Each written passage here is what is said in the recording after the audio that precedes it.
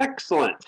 And with that, welcome everyone to the October 28th, 2021 meeting of the Thurston Conservation District Board of Supervisors. For the record, the folks that are here at this point in the meeting are Supervisors Doug Rushton, Helen Wheatley, and David Ayal. We have our, and I just see Betsy joined us, Betsy DeVreda, and myself, TJ Johnson. That means we have all of our supervisors here this evening. Also with us is Executive Director Sarah Moorhead, staff member Leah Kellogg. We have our legal counsel, Ben Cushman from Deschutes Law Group here. And then a couple other outsiders who are here this evening with us, Stephen Bramwell from WSU Extension, Robin Buckingham from NRCS. So welcome everyone. I think I got everyone, at least according to my participant list here. The next thing up on our agenda here is an agenda review. I'll point out that in a conversation with Sarah earlier today, we added a little bit of time to item 13, which is our executive session to discuss the performance of the executive director. So we put a little extra time on there. Otherwise, the agenda is the same as was presented to us originally. Are there any other changes either from staff or board to our agenda? Hearing none, I will entertain a motion to approve the agenda. I'll approve the agenda. Okay, I'm going to take David as moving approval, and I think Helen got in as a second there. So we'll do a roll call vote on the agenda. David? Aye. Helen? Aye. Doug? Aye. Betsy? Aye. And the chair votes aye. We have approved the agenda. Thank y'all. Next up is our consent agenda. We have a number of items on consent tonight. I'm asking to pull item 3B, the September 23rd board meeting minutes. I wasn't at that meeting, so I would like to do that as a separate vote from which I can abstain. So we'll do that immediately after consent. Any other changes to our consent agenda? I have a question about the financial report, so I'd like to pull that. Okay, let's pull that and do that right after the minutes of September 23rd. Anything else? Okay, that leaves on our consent agenda the September 14th work session minutes, the State Conservation Commission Livestock Technical Assistance Addendum, the Conservation Commission NRI Cost Share Contract number 17977, and the RCO Agreement 20-151-7R, that's our Zangle Cove bulkhead removal. So with that, is there a motion to approve consent agenda? So I move to approve items A, D, E, and F of the consent agenda. How about if we call them A, B, C, and D now, since it's been reordered on our screen? Oh, has it? Oh, okay. Okay. Oh man, I'm so old school looking at paper. All right. It's been moved Yeah, by Helen. like the man said. It's been moved by Helen. Do we have a second? I second it. Doug. Seconded by Betsy. Okay, a vote on consent. Helen? Aye. Betsy? Aye. David? Aye. Doug? Aye. And chair votes aye. We've approved those 4 items on consent. Next up are the September 23rd board meeting minutes. Is there a motion on those?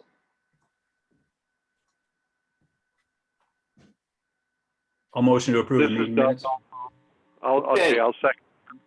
Okay, it's been moved by David, seconded by Doug to approve the September 23rd board meeting minutes. Take a vote on that. David? Aye. Doug? Aye. Betsy? Aye. Helen? Aye. And the chair will abstain. The motion passes. We've approved the minutes for positive and 1 abstention. That takes us to item 5, the 2021 financial report. Betsy, you had some questions on that?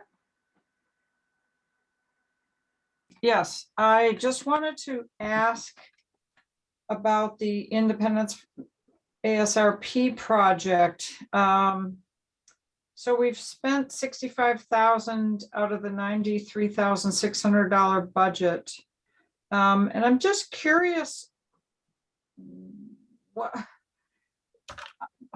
I'm curious about what's going to happen physically on the ground. I guess I just want a progress report on that. Is there another portion that we're going to get next year or something? Yeah, that's a really great question, Betsy. So the Independence Valley ASRP is a design grant. So this is just for the consultant design and feasibility to develop the project. Once the project is developed, so that's all that this funding is doing, is developing those designs so that we can then put those forward for a construction grant to actually do the project itself. So that'll be the phase 2 piece of this. Okay, Doug asked in the chat what page and number we're talking about. I don't have it right in front of me. It says ASRP Independence though, and it's in the It's on the 18. It's on the restricted budget versus actual. Yeah. Yeah, I'll pull that up on the screen here. 18 of 94 in our packets. Yeah, 18 item 4. Yeah, right. Thank you, Sarah. That Yeah. clarifies it. Absolutely. It's this item right here. So could you repeat a little? I guess I got distracted by the chat. I can't read and listen very well. So you said this was just a design budget, and then next year we'll get an implementation budget. Yeah, there'll be a separate grant that actually pays for the construction of the project. This is just a design project. And Okay. that's just how the ASRP process is rolling. Okay, great. Thank you. And is there going to be a report? I heard there was going to be something in November, maybe, that Karen was going to let the landowners know about, or?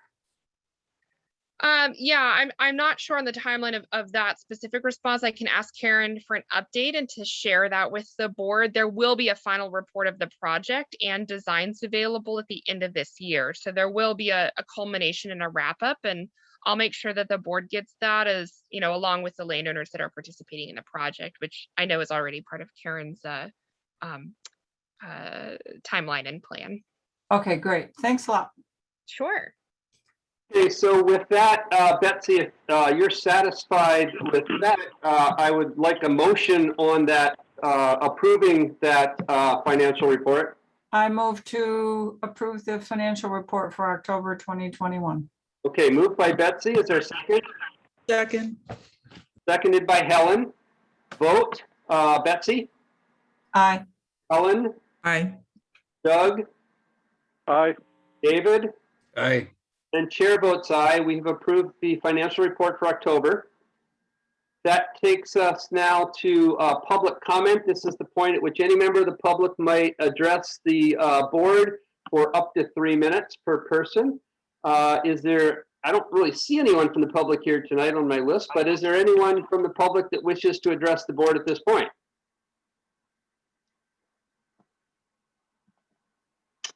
Seeing and hearing none, I will close public comment. I will also note at this point that we've been joined by Associate Supervisor Chris Stearns. And that moves us on to item 7, partner reports. First up here is NRCS with Robin Buckingham. Hi, Robert. Good afternoon, everybody. Can you still hear me? Yep, just fine. Perfect.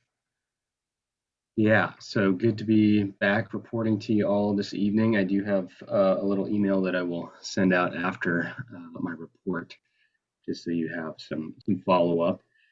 We had our internal federal fiscal year 2022 kickoff meeting this past week to get us set for the new fiscal year and to talk over the previous year.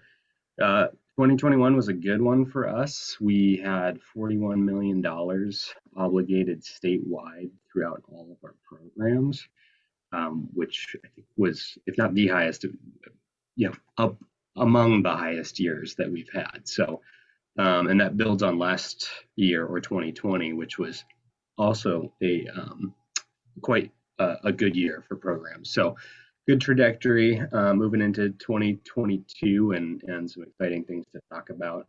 One thing that Sarah and I connected over briefly and hope to chat with folks more about is they discussed the use of NACD TA grants as a tool to kind of enhance CD and NRCS collaboration. So excited to see where that topic can go.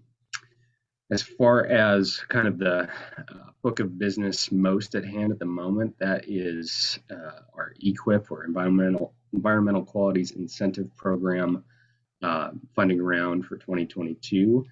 The deadline for that, folks may remember, was October 7th. And so all the folks who are moving forward in this round have submitted their applications. We have over 30 applications this year, so I'm glad to have some extra hands in the office here, and Aaron Gutierrez, our soil conservationist. And luckily, we've had a pretty strong interest in the new Sentinel Landscapes Fund Pool that will be rolling out this year as well. So excited to see where that goes. Talked about some of the exciting new things that came out of our kickoff meeting, but I've been swirling around kind of more generally before that. We will have an urban conservation and sustainable landscapes fund pool this year, and then moving forward. So this moves NRCS more, with more focus to urban agriculture. We've still got some things, I think, to work out as far as how do we make our programs most effective for folks at an urban scale. And that would be things like improving payment rates for really small scale practices.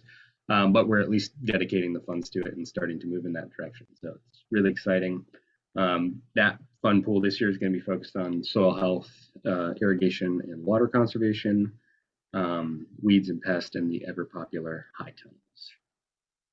And then folks may recall climate smart agriculture has also been obviously a growing topic many years.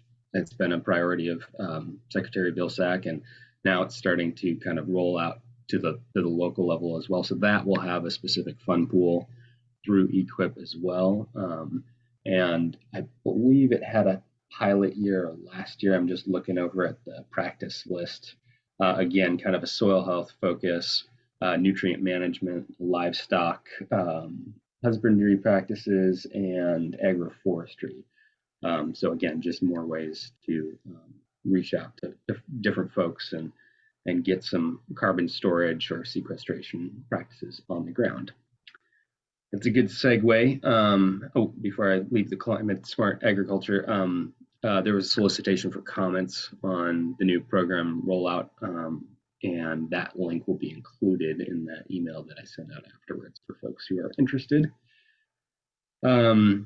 CSP, folks may remember from my presentation to the board last month, the Conservation Stewardship Program is kind of the next step beyond EQIP, which is our bread and butter, and historically not been super well utilized here on the west side of the state. And we are going to be focusing more energy on that again, moving forward. And some specifics that came out of our kickoff meeting focused with forestry landowners. It's a great spot for them to plug in EQIP.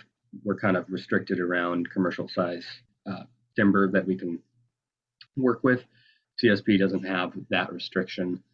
So we could work with somebody who's doing a commercial thin, for instance, and also assist them in maybe creating patch cuts or thinning to a lower density in some locations to improve understory habitat, a whole number of practices that we could do and kind of dovetail with their ongoing operation. That's probably going to have an early sign up this year, so we'll be running CSP and EQIP in tandem. So I'll probably be pretty scarce when that starts to happen, but exciting because I think we'll probably get some more interest in that program. And then the last thing I'll leave you with is our Regional Conservation Partnership Program webinar series. It actually started last week, but it is going to be a series of weekly workshops or webinars rather, 1 hour long that just kind of lay out the RCPP program, the changes in the 2018 Farm Bill for folks who may be interested in potentially applying for an RCPP at some point. So that is all I have for this evening, unless folks have questions for me. Thanks, Robin. Are there any questions for Robin from the board? All right. Thank you. It's good to see your face, and appreciate the updates in whatever form you provide them to us in. Thanks. That moves us to item B, the Washington State Department of Ecology. I don't see Elena Reynolds here on the call unless I'm missing something, but is Elena here tonight? She's not here. Okay. We will skip over item B then and move on to item C, the State Conservation Commission. And I also do not see Jean Fike here tonight. I was able to impose on Mike Baden and get a copy of the Conservation Commission's presentations at the 6 area meetings, and that was included in the packet, which focuses primarily on the supplemental budget request and kind of what's going on with regard to that. Yeah, that was very helpful to have that in the packet and to see where they're headed into the legislative session. So thank you for that, Doug. And I guess that will be our Conservation Commission report for October then. That moves us on to WACD and NACD. We had written reports in our packet from Doug. Is there anything you want to add to your written materials? Yes, there is. Thank you, Mr. Chair. Well, we finished up the last of the 6 area meetings for WACD yesterday at 3 o'clock in Zilla. There were about 30 resolutions. There were some that were presented before they were passed out. So they're on the hub website that WACD has. And my recollection is that each area had a resolution very similar to ours for establishment of a sustainable funding committee. So that was good. We'll have support at WACD to push that forward. So that's the additional information I have. Thank you. Any questions for Doug? I have a question about the NACD part. Go ahead, Betsy. Okay, so I just wondered, I saw that thing about the NACD would be offering insurance for the districts. I just was curious whether that's something we're going to look into, take advantage of. My advice is to see what they come up with. They've got a one-pager that's real generic so far and doesn't say a whole lot. And basically, they send you to the Mercer Insurance Company's website and you talk with them. And I would advise, look at what they can do, look at what you can get from other sources and see which one best fits. Okay, thanks. If I might could add to that, TJ. Go ahead, Sarah. I did do some investigation into that because we're entering into that open enrollment season right now for health insurance for next year. That is not an insurance pool that organizations can participate in as employers. It's not for employers to purchase insurance. It's for individuals to access private personal insurance, everything from medical insurance to life insurance to personal property insurance. So an area that it might be of interest is if board members are interested in trying to purchase personal private insurances, that might be something of interest, but it is not designed for districts themselves to purchase insurance for their staff. Yeah, that's right. You have to do it individually. You know, that brings to mind. Clarifying. That brings to mind this new thing that's happening next year where individuals have to buy long-term care insurance or have it deducted from their pay. Is that something our staff could take advantage of then individually? It's a mandatory thing. Employees had until September 30th to opt out with proof of private long-term care insurance plan That's options. what I meant. I wondered if they might look at this, if we should. Well, the deadline is passed at this point to opt out. So anybody who did not opt out is will go into the state long-term care insurance process, and that will be deducted from their paycheck. Okay, thanks. Yeah. But good thought, though. I think it might be something to explore for the future if that's an option available. Okay, thank you, Doug, for that and for the follow-up question, Betsy. That will close partner reports and move us on to item 8, Rural Agricultural Development Presentation. I know Stephen's here. I don't see Aslan. Stephen, are you going to take the lead on this one? I certainly can. Awesome, thank you. Good to have you here. Yeah, I'll have my screen on in just a moment here. I'm going from supporting my family with stir fry to this presentation. And while you're doing that, Stephen, I will note that Aslan is giving the same presentation currently to the VSP work group right now because their meeting runs into this one. But I did want to recognize that Tina Sharp from the EDC, who does work on this, is their Rural Agricultural Development Manager, is here with us tonight as well. Great, thank you, Sarah, and welcome, Tina. Good evening, everybody.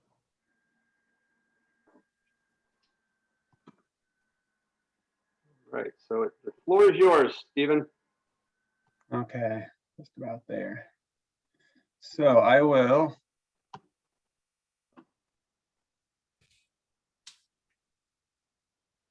Can you hear me okay? Yes, just fine. Okay, thanks. So I just pull up the presentation and I'll share screen. I'll just start by saying thanks for inviting us out for this. It's been, I don't think I've been able to address the board, so I really appreciate your time.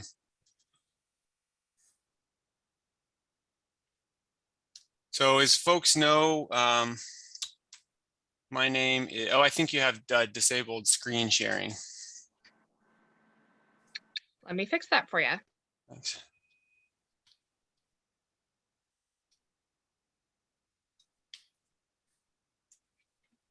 Okay.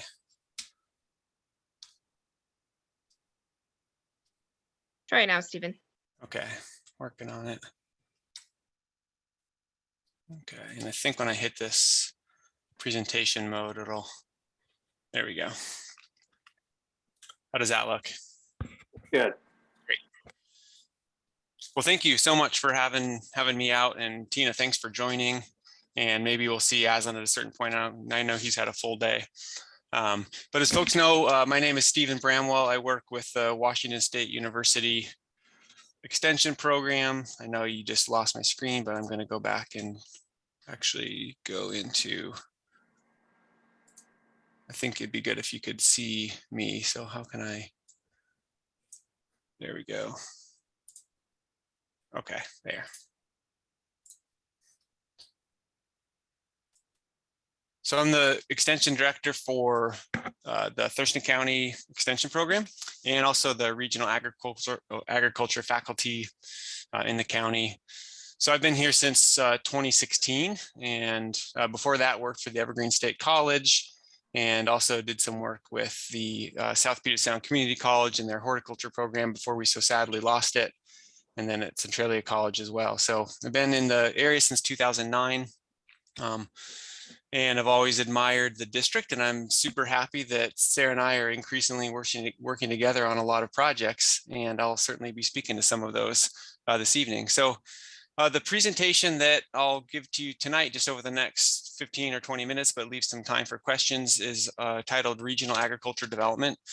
And the concept for this grew out of a kind of emerging recognition that there's a fair amount of need for regional collaboration and coordination in addressing some of the major and challenging gaps in agriculture, infrastructure and agricultural market access, in agricultural economic opportunity, So this idea of a regional approach to development has kind of evolved in the last couple of years. And so that's what we'll be talking about here tonight. I'll highlight a few projects by way of example through the evening. So those include the agriculture business park at Tenino, the Southwest Washington Grain Project, a value-added processing facility pilot, the IPZ craft brewing, distilling, and cider development, and then the Southwest Washington Food Hub, meat industry support exploration, regional food system project that's being coordinated by the Northwest Agriculture Business Center, and then statewide food policy forum, WSDA community of practice. So actually I'll be going into detail on a handful of these, but I won't drag you through all of them. But these are examples of the type of work that can occur when we take a regional approach.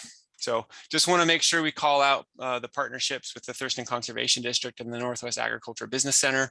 Certainly the EDC is implicit in this because ASA would be co-presenting, but these are some of the kind of primary leads and partners that are really core to a lot of these projects. So I mentioned that it's a fairly recent development, the regional agricultural development idea. There was a time a few years ago when the Port of Chehalis was interested in supporting the development of a grain transload facility.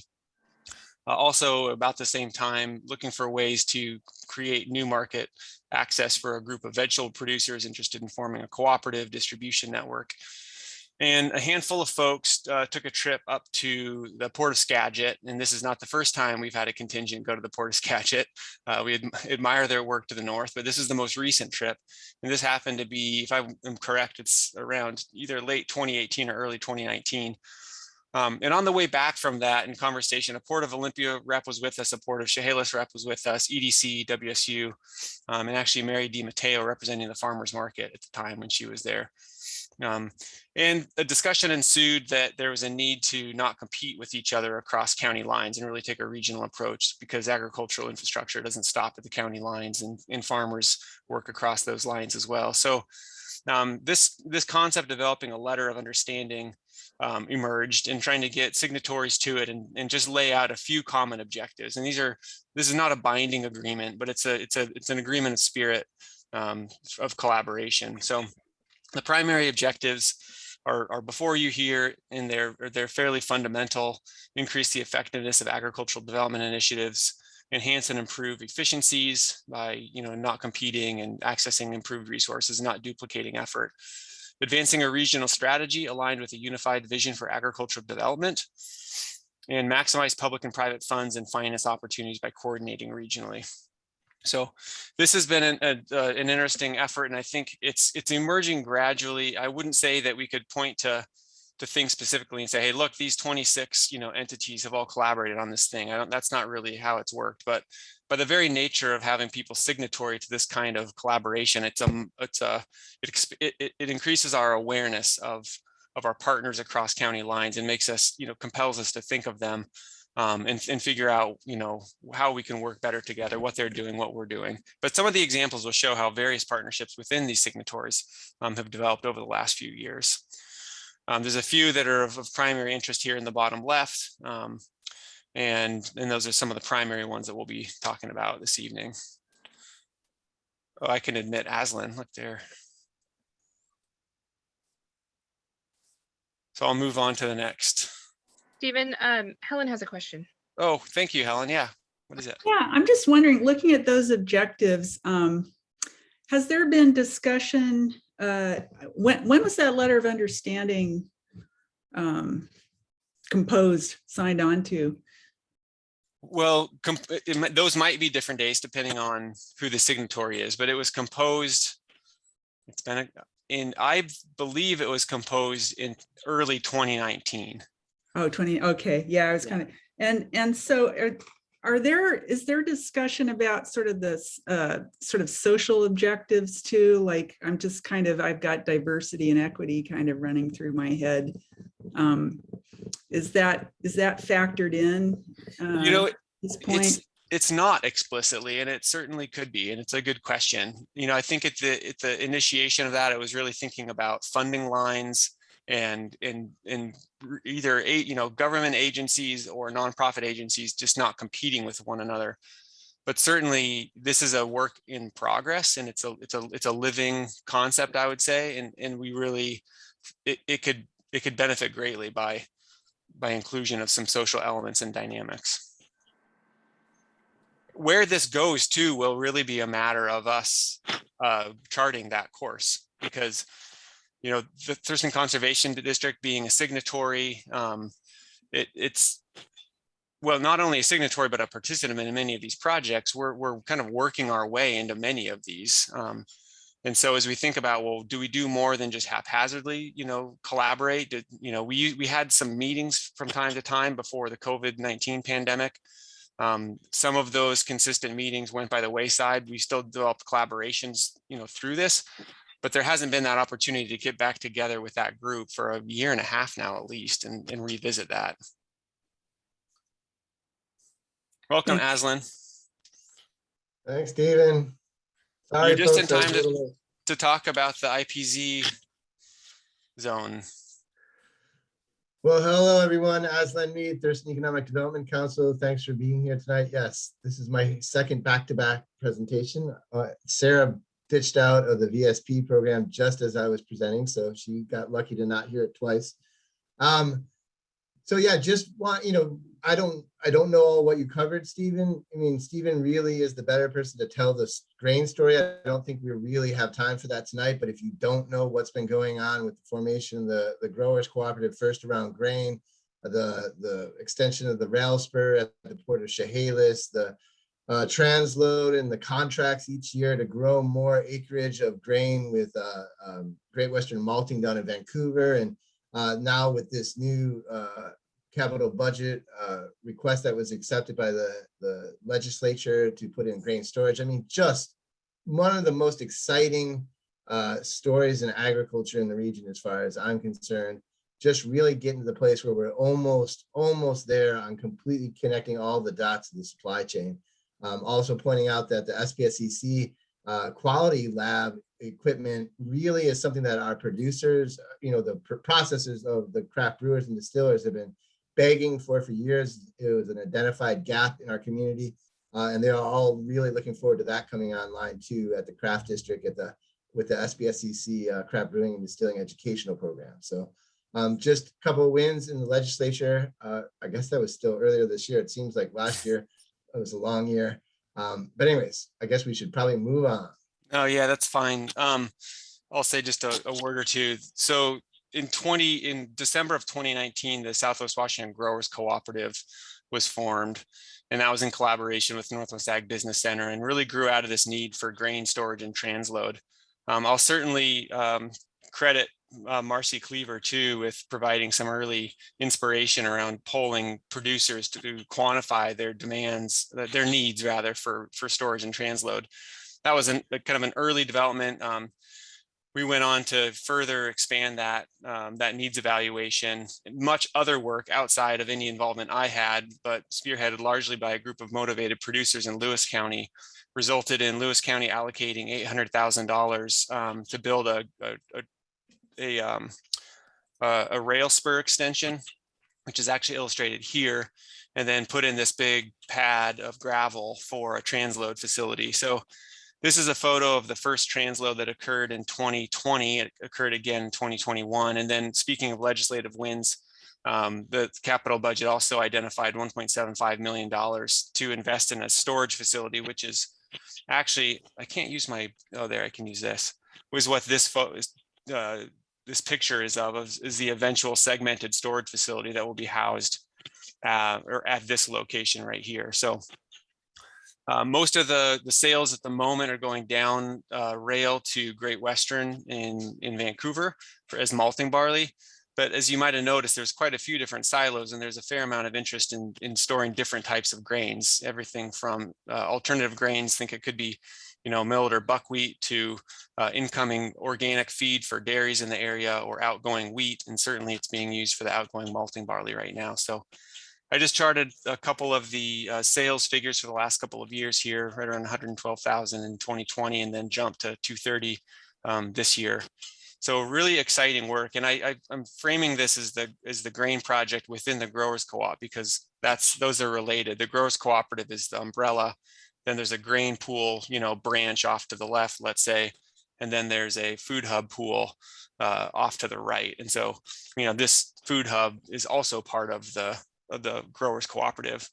And So it looks like we have one more question really quickly. Oh, yeah, absolutely. Betsy? Yeah, just a quick question. It's probably, I kind of think I know what you mean, but what does transload mean? Yeah, thanks, Betsy. Just getting the grain out of a truck and onto a train. And that was really important because the facility down in Vancouver only receives grain by rail. And so if that was going to be a viable market, that would have to be the way they receive it. And that there had been efforts in the past to get grain down to Great Western, but without that capacity put on a train, it was really not going to be a sustained, long-term and volume market for producers. Great. So Thanks. great. I hope that helped. Yep. So in this past year, a group of collaborators, NABC, EDC, and WSU received a USDA Local Food Promotion Program grant, and then started pursuing that other element of market access development that I mentioned earlier of a distribution system as a cooperative owned by producers. So we've been working in the last year and a half on this project and sinking a good amount of time and effort into it to try to create this distribution system. So there's a lot of details, so we can't go into all of them. I'm going to let Aslan pick out a few if there's anything on his mind. Yeah, just, I just have to give a shout out to Pack Mountain Workforce Development Council. They were a new partner last year who got involved in this regional scale agriculture development efforts and just knocked it out of the park. They have been able to pay for full-time positions. Our food hub manager for the first year was paid for by Pack Mountain for the whole first year. We have a regional ag development manager actually on the call right now, Tina Sharp, who's paid for by Pack Mountain, and just helped us develop out the food hub, the early logistics. We had 100 families, food insecure families that were out of work due to COVID, and Pack Mountain was able to channel funding that allowed us to really distribute food out to 5 counties and figure those pieces out in the early stages. Also was a great partner with Snap Ed to create training videos on food preparation and preservation techniques, what to do with your vegetables, and have to say that those led to some sustained customers as far out as Pacific County, where they just are kind of a local vegetable desert. And they were just so grateful to be getting this food. So yes, many things we could say. I do want to give a shout out that really for the food hub to be continued to grow and be successful, it's really about this kind of production planning that needs to happen in the coming season as the farms kind of drop off from their heavy season. We really need to secure buyers in the private sector and really have those heart to heart, like how much can you pay? How much acreage can you put under? What kind of volume can we create and get some commitments for the coming year? So, if I could just interject here briefly, I see a couple people have their hands up and want to ask questions, but I'm going to suggest, given our long agenda tonight and the short amount of time for this presentation, that we hold the questions to the end. Let's let Stephen and Aslan get through the presentation. If we still have a little time at the end, then we'll have some time for questions. Thank you all. And thanks, TJ. Since I was late, are we we got 5 minutes left? We have about another 15 minutes or so for your presentation. That'd be fine. Awesome. Thank you. Great. And yeah, so I think Aslan's point's well taken, that as we look to the next chapter and the hub looks to the next chapter on this, that relationships around kind of buyers and getting excited about this couldn't have been launched at a more kind of interesting but challenging time as the market fell out for restaurant sales, institutional sales at food services such as our local institutions of higher education. There's a lot of interest at those institutions and food service programs, but they just didn't have students buying food. So, it's a really interesting future in the next year, I'd say in 2022, to see how well we can kind of recoup that interest and the hub can march through what's going to have to be a pretty aggressive sales growth, because you know, these are really narrow margin businesses, and this is a little hardcore, you know, in terms of a graph for a quick presentation. But I just think the main thing to kind of notice here is that, you know, the hub's sales around $100,000 in 2020. If they're going to start approaching break even, need to accelerate rapidly in the next 3 years. And that's going to take a lot of collaboration and outreach and relationship building. So I thought that was just something we could put in here to kind of visualize for that type of grower owned enterprise to succeed. There's a pretty aggressive growth phase it's going to have to go through, and that's probably going to take a lot of support and helpers along the way. So there's a note here, the business plan was completed in May. This is the type of data, obviously, that's charting the future for that hub. And so there's a pretty good roadmap, but it was probably more intimidating than inspiring when I first looked at all the numbers. So, but it's sobering, and it has to be a sober undertaking to succeed. So we do want to mention some of the work that's happening this year. Aslan, do you want to speak to this? Do you want me to? You go ahead, Steve. Okay, I'll start and you can fill in any details. Thurston County identified funding through the American Rescue Plan to support agriculture business again. Last year, through the CARES Act, there was a series of grants that went out to farms, farmers markets, food co-ops, and farm cooperatives. This year, the County Board of Commissioners has allocated 2 different pots presently of funding. One to focus on, again, another round of grants for farm businesses that still have outstanding negative impacts of COVID-19, either increased expenses or decreased revenue. And then a program, the second one here, to link farmers' fresh produce to food aid organizations or community aid organizations through a box program. So this top one is going to be a really good one, where we're going to need sort of all hands on deck getting the word out, because it happened so fast last year that probably a lot of people didn't even know they were eligible to apply for one of these grants, and they were missed. And that's, you know, unfortunate and embarrassing. And, you know, to some extent, this is going to require phone calls, you know, where people just are not in the habit of just seeing an email or seeing a post. And certainly some of our farmers in the county fall into that category. So, you know, I just wanted to mention that because I know a lot of us have connections. The district's got great outreach capacity, and we were really going to want to try to be very effective at that. I would just really quickly add, the EDC is administering these grants. And so again, Tina Sharp, who's on the call tonight, will be the main point of contact. And for gathering, you have to verify how you were harmed by COVID. So there's going to be some real fun bureaucracy involved. While the EDC is involved in that process of helping to administer these grants, it really, shout out goes to Stephen Bramwell. He really championed this last year with the CARES Act to make sure that the county was making sure to set aside funding, you know, to support farms specifically and agricultural producers specifically. And he really has been your great advocate at the county. So I'm going to work those connections best I can.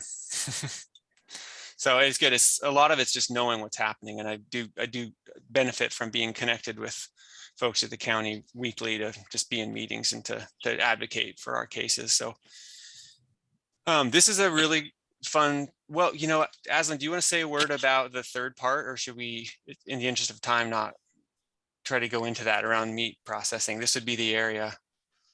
And you know, just know that we've been hearing, certainly longer than I've been at my job, longer than Stephen's been at his job, maybe not longer than Sarah's been at her job, but in this community has been, you know, that we need to address regional scale meat production, and that there are gaps in processing, storage, you know, everything that the meat industry has been asking for help. We have never really found a way to coordinate efforts on that part, but there is efforts underway right now. There could be some funding through the American Rescue Plan. It's so bureaucratic and it's so focused, you know, on specific harm caused by COVID, but it is possible we may be able to channel some money through this. So just know that Stephen, Sarah, and I are leading a working group that includes really smart people, smarter than me, from Pierce County, from up north, and just gathering all the information that, you know, has already been done, the research that's already been done, interviewing local processors, you know, just trying to figure out where we could best strategically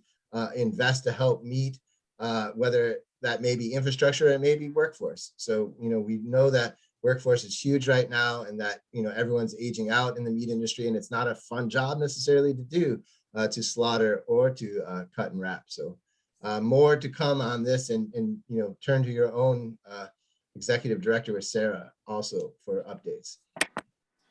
Yeah, absolutely. And there's some neat links with some funding opportunities that the district may be, or it looks like they will be eligible for around infrastructure for meat. So yeah, that some nice potential in this area. Another area we've got a real vibrant collaboration with the district is this facility for minimally processed produce. I don't want to go in too many details here, but it is a neat project. I've had a long-term interest in minimally processed produce for institutional markets. So I'll kind of break it down in simple terms: cubed butternut squash, grated beets, shredded cabbage, things like that. Schools as well as restaurants are just limited in their labor these days. And so any opportunity to take farm product and put it in a form that's easier for them to use could be a really big asset. We've obviously lost most of our food processors to this area, so that should give us, both pause and a sense of opportunity. On the one hand, why did they leave? Can we do any better? Are we already doomed from the outset? Or, do we have opportunity to create a kind of a community scale specific capacity to better connect our farms to our food services? So we're easing into that. We were really fortunate this year to get a USDA Rural Business Development grant. The Port of Olympia matched that grant with $17,000 to help purchase some equipment. The RBDG grant was $50,000.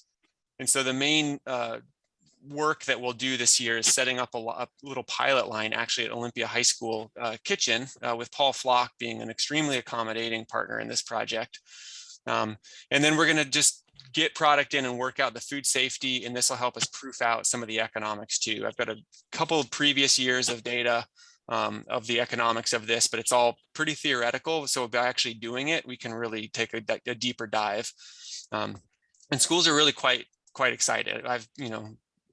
Both the Olympia School Board was asking Paul Flock about this. Somebody in King County asked if we could produce 250 pounds of cubed butternut squash for them already. I said, we don't even have the equipment on the truck yet. So I think there's some opportunity, and the district's playing a role of landing the funding from the Port of Olympia and purchasing the equipment, owning it, leasing it to WSU. But that's really important because that'll really ensure that equipment, whatever collaborations we can put together going forward, that it'll be an asset to the community. It's not meant to sort of saddle the district with it. It's just that we don't want it to get sold in an auction because WSU forces me to when my project is over. So that's a neat role in collaboration there. So we'll be getting a food processor and some cutting blades and a drum peeler and a bunch of odds and ends to round out this pilot work. So love to come back or to send information on this project at some point so you can kind of see what the progress is. And I'm sure Sarah will report out to you on it, so you'll have access. So I'll turn it to Aslan now. And I know that Sarah had specifically said people want to know more about the Regional Agricultural Business and Innovation Park, which is being developed in Tenino. This is the actual current architectural drawings of the site. If you know the Tenino area, you can kind of see right to the right-hand side is the wastewater treatment plant. So lower than this is that mild sand and gravel. And so to the left would be the Colvin Ranch. Across the street is what has been the Alpacas of America Ranch, which is now turning into an equestrian center and will be a preserve for habitat conservation. Know that the ag park is being developed with those other developments in consideration, so that we're coordinating the development efforts with other things going on across the street in town Tenino and just throughout the region, so that we're playing well with others and really looking for the greatest economic activity and benefit. Stephen, can you forward us?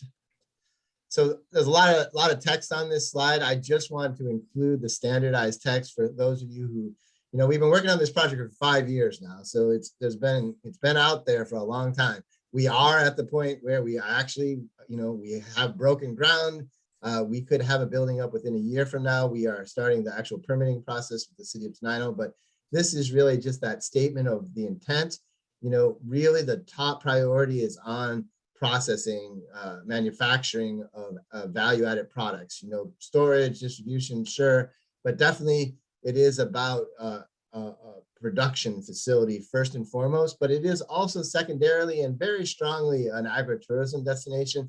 The tenants that we are currently, pretty close to signing,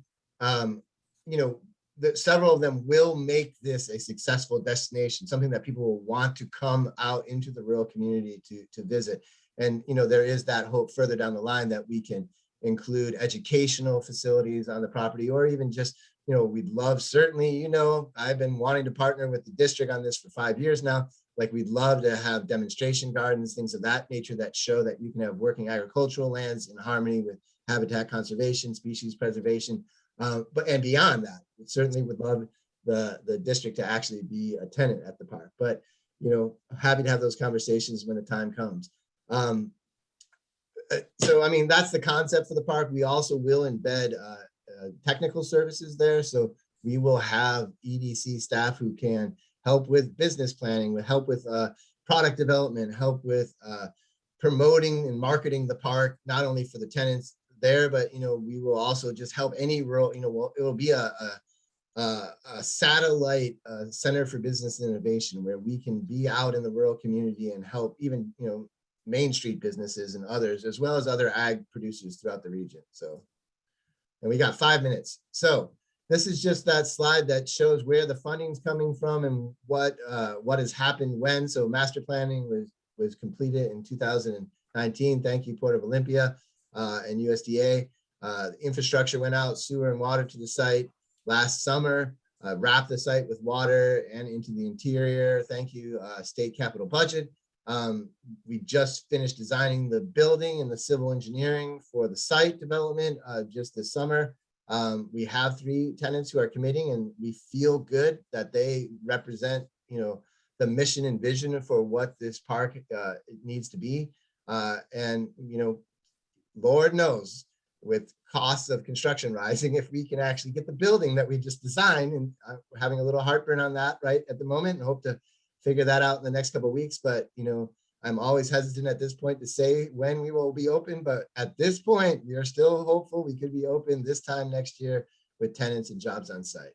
And next slide, and really quickly, just know that this is a partnership with the city and the EDC. The city owns the land, owns the building. The EDC has a lease to manage the property currently. We certainly have been doing all these things, tenant recruitment, the site and development planning, promoting the park, things of that nature. But we do not see this EDC as an appropriate business park manager in the long term. That maybe for the first building, we will continue to manage the tenants and embed our services.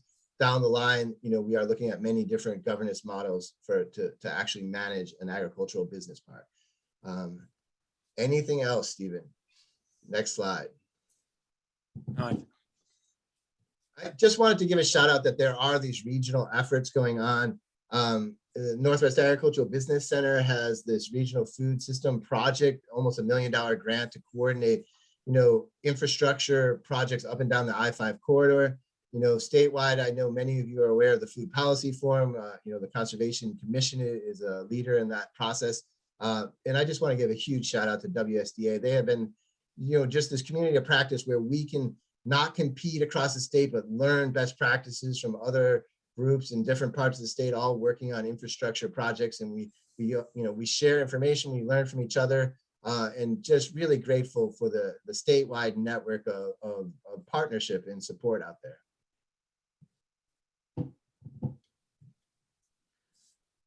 Anything, Stephen? Oh, that's great. Definitely leave any time for questions if we have any. That's great. Thank you all. Yeah, we do have about 5 minutes left. If there are any questions, let's start with board members first. Is there anybody from the board that has a question?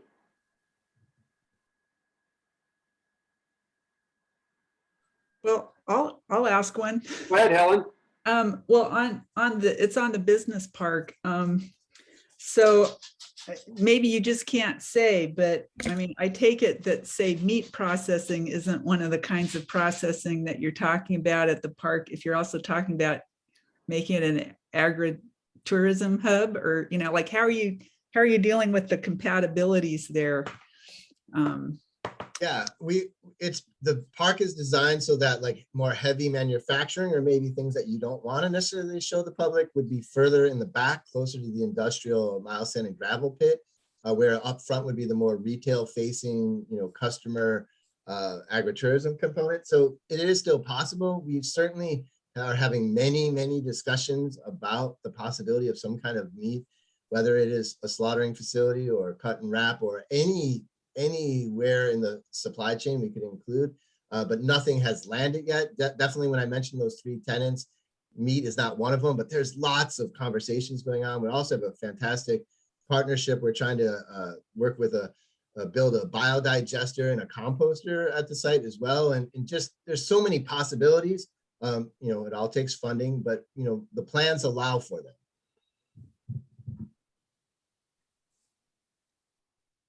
them. I see Chris Stearns. You got a question, Chris?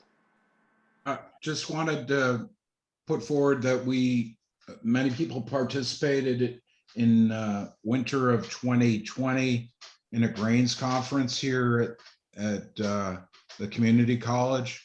And they talked about this project, especially the Lewis part of it, with the winter barley being made into malt, which is another thing they're working, with what Skagit County has already done in that regard. And they seem to have a pretty, you went through what was being put in the Port of Chehalis. They seem to have a pretty good idea of how to get a market and move it forward. But I'm glad to see they're moving into other grains too, because I think it's a way to diversify the local food production that we have. Thank you. Okay, great. Just really quick, sorry. Oh, go ahead. I didn't want to cut you off there. Just really quick too, Chris, was able to introduce Stephen to Talking Cedar, the Chehalis Tribal Enterprises new facility down in Grand Mountain. We are having our first little trial pilot project of getting local grains into there as well. And Stephen's working on some other locations too. So we are trying to extend that grain to glass experience. Okay, well, I want to thank all of you, Stephen, Aslan, Tina, all of you for being here tonight and sharing this. We've been talking about various pieces of this as a board. Sarah's been keeping us updated on various things. So it's sort of nice to see how it all fits together and kind of what the bigger picture is.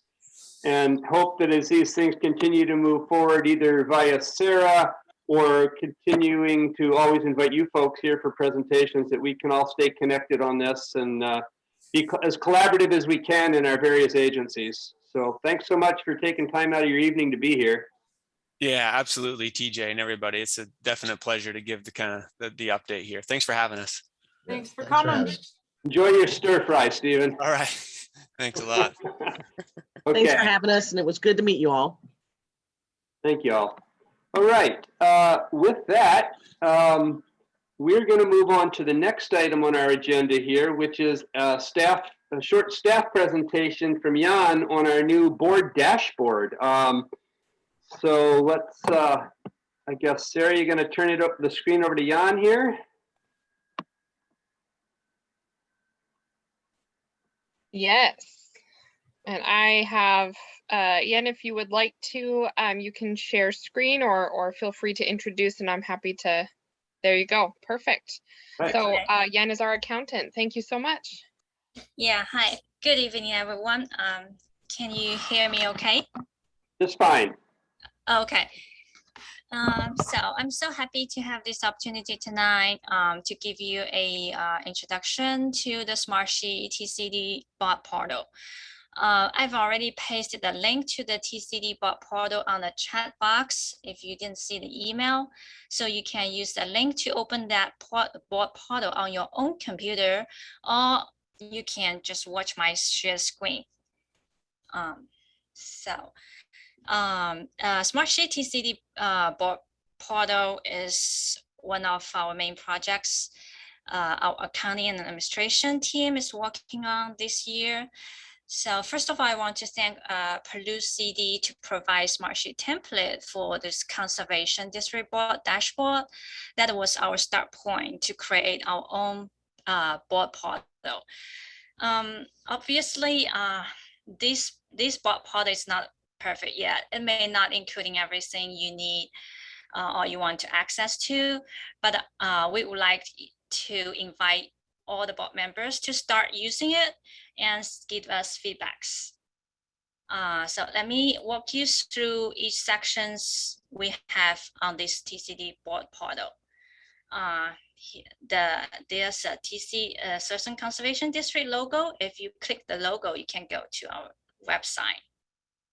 Okay, and this board portal is the main entrance to access all kinds of materials. Those materials can be web pages, like I just click the logo to go to our website, or it can be Smartsheet items.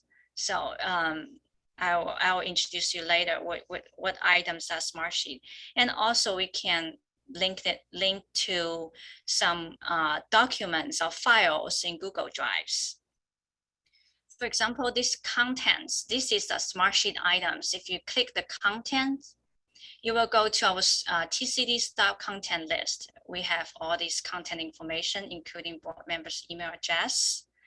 Okay, if you want to go back to the portal, just click the go back arrow. Then we go back to the main portal.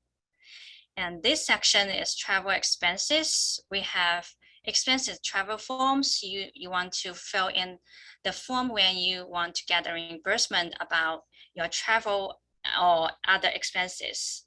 I just clicked it and the form is downloaded to your computer.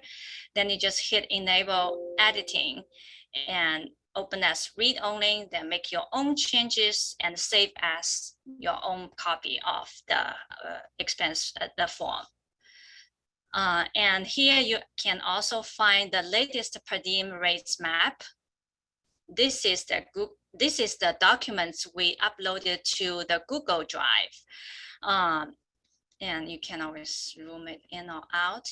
But sometimes we have issues that it takes like 5 to 10 seconds to open these Google documents, but for different computers, maybe the speed's different. So if you can give us the feedback, if it's okay and if it's too slow or what to access to the documents, you can let us know. And we are working on, looking for some ways to be better or faster access to the documents we need to access.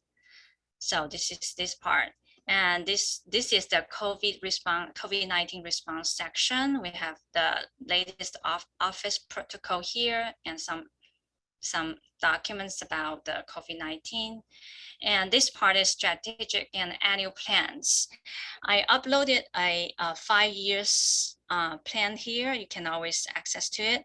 And this annual plan summary is also a Smartsheet items. If you click on it, it will link you to our TCD annual plan summary for 2021. Our TCD staff submit a monthly annual plan report by the end before the board meeting. I think the timing. So this summary will be updated once the staff members, our TCD staff, updated or submit their report, their project report or something like that. Okay, so if you scroll down, you will see the latest updates and how many projects we have already completed in these Smartsheet items. So let's go back to the main portal. I'll come back to the board meeting section later. So here we will see. I have a quick question. Yeah, please go ahead. I've been trying to follow along a little. I haven't figured out how to go. You just went from that portal, that place, back to here. What did you click to do that? Okay, so if you go to a Smartsheet and you want to go back to the portal, you simply click here, the Okay. go back arrow. Okay, Yeah. here's the, And okay, if you click the, go back arrow, you will come back to the portal. okay, thank you. Okay, so this is only for Smartsheet items. For those Google documents, it just open it in a separate tab, so you don't need to even hit this button. Okay, so we also have some sections like resources, governance resources, and website. If you want to have upload any other documents or important materials, you can always let me know. I can always, upload those documents to your portal. So the board meeting section, this is the main section I want to introduce to you. And this section, under this section, you will see first the past meeting materials. This section, I linked them to our TCD website, because in the website we have a special tabs, the page for board meeting, all the board meeting materials in history, which is ready to publish to the public. So everything. And this one is a board meeting link. So if you don't even need to go back to your emails to find the link, you can simply just click here. And if you scroll down, you can find the password, the meeting ID, and the anticipated 2021 board meeting days, the upcoming board meeting days. November, another one in November and December. Okay, so just a quick link to the Zoom. And this section is board meeting dashboard. So if this is another sub dashboard actually on the board portal, it is the latest board meeting dashboard. If I click on that, it will lead you to another Smartsheet items. Sorry, this is a little bit slow.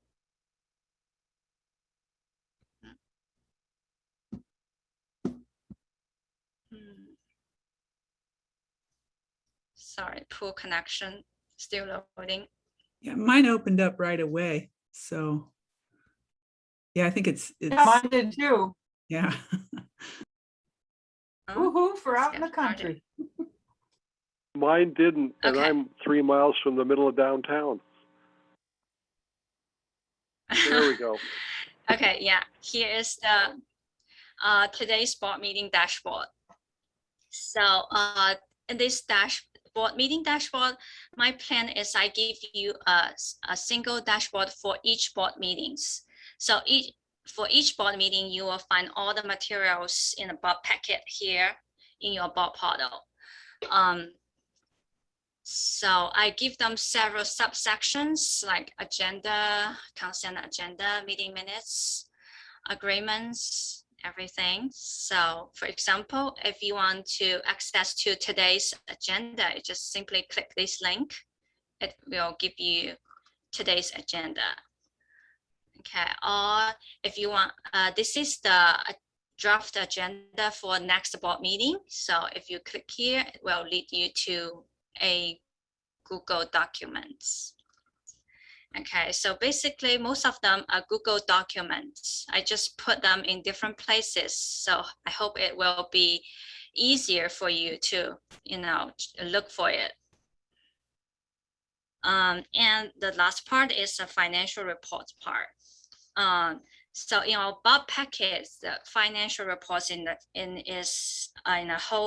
is one document. It's a whole packet, but I separate the financial reports in different sections. Like financial notes,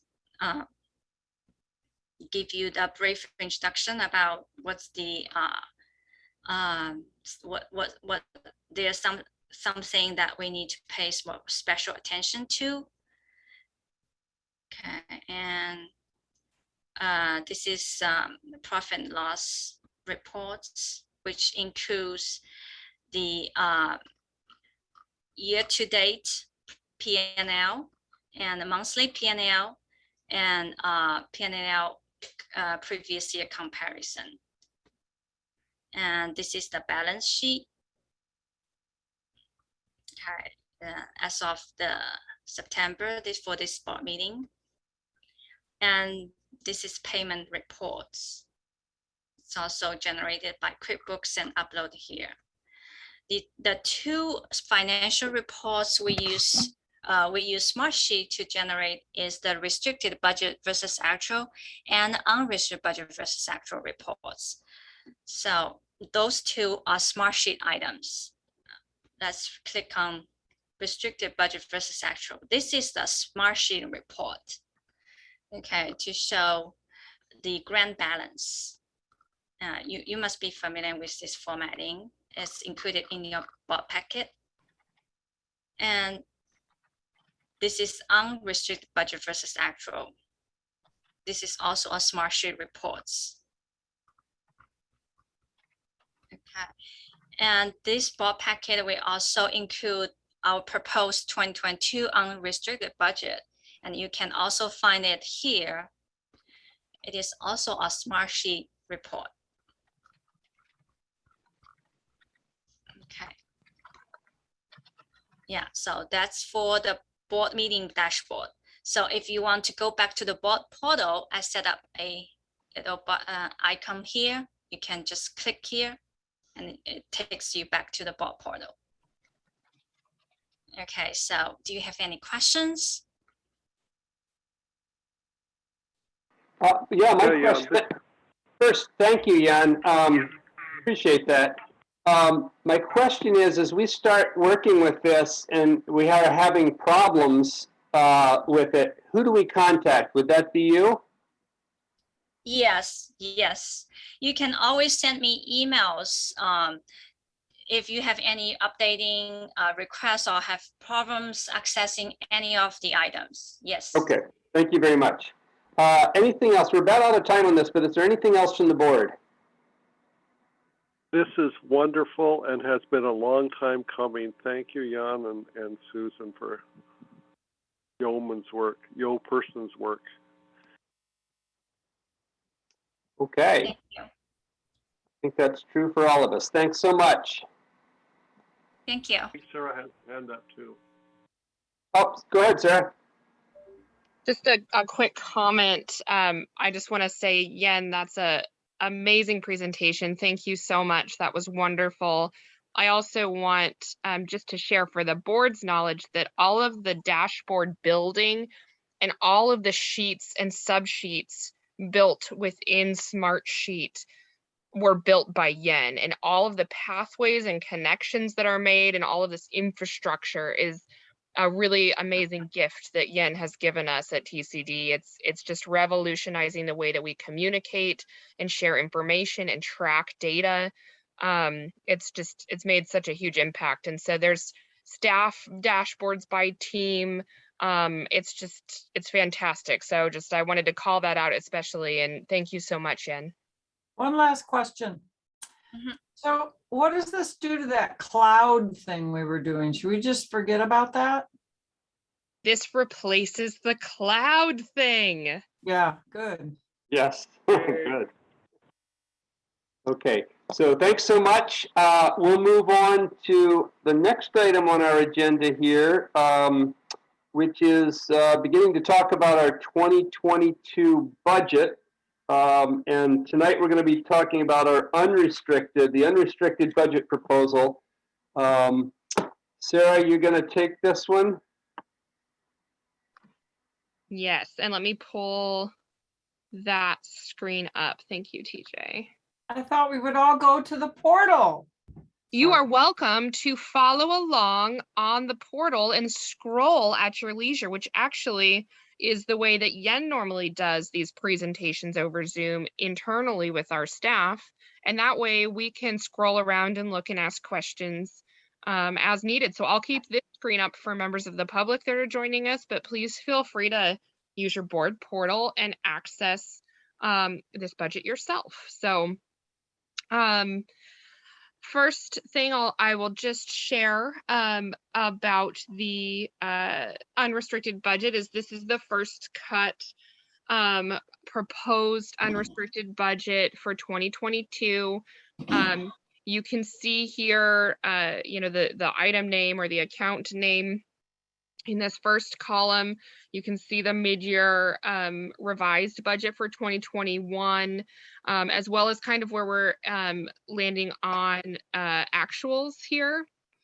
Some of the things in particular to pay attention to, this 2022 proposed budget number, and then you can see this difference. So Sarah, I'd like to make a comment sure. on the dark green with the black. I cannot read that on paper. Okay, I can read it on the screen, but I can't see it on the paper. that's good So to know. Too dark. Good contrast is really helpful for me to be able to see it. Sure. Yeah, Thank you for I that. think you could make it white. If you made the print on that white for printing purposes, that would work. But yeah, I agree. Well, I don't care how, just so there's a contrast so I can see the numbers. Thank you.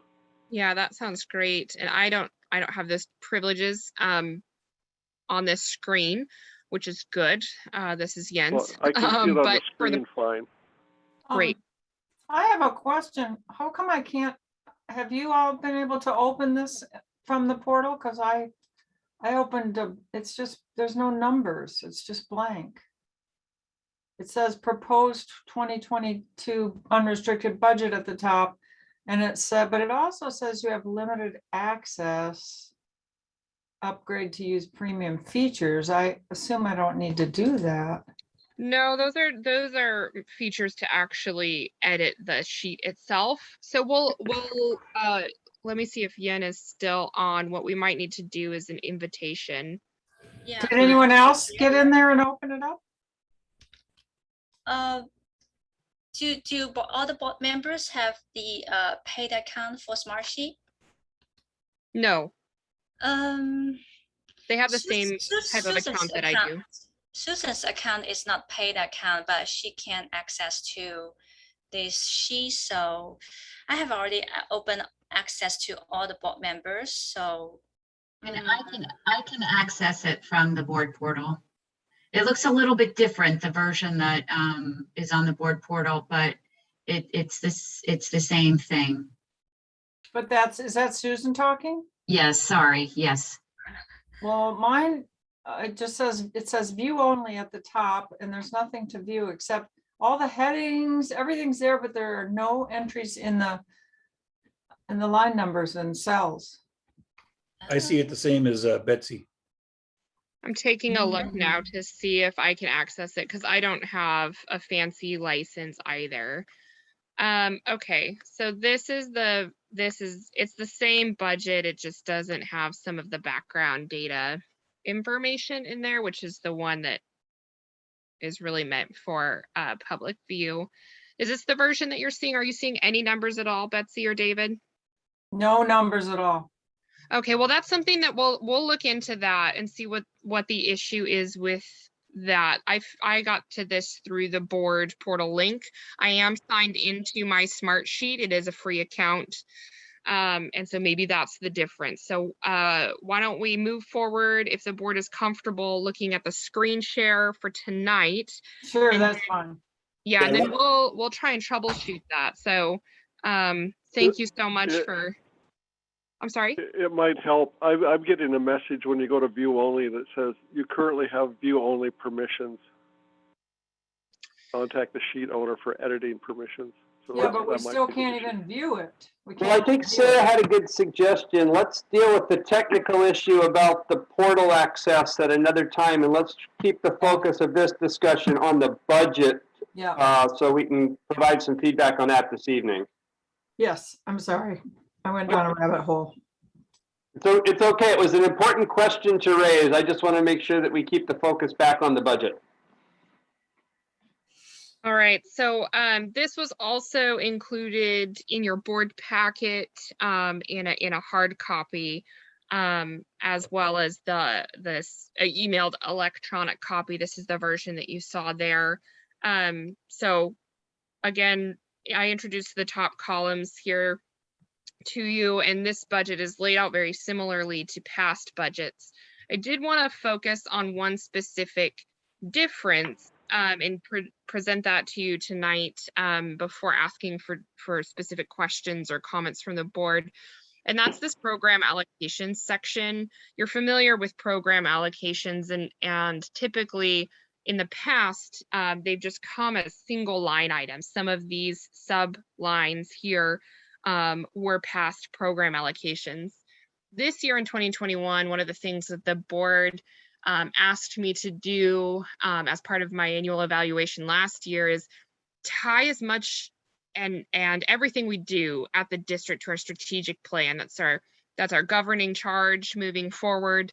And we really want to see alignment in everything we do publicly to that plan. And so the program allocation budgets that you're seeing now are directly related to the elements of the strategic plan. So you're seeing water quality and quantity and protecting and restoring natural or ecosystems. Those are elements of our strategic plan.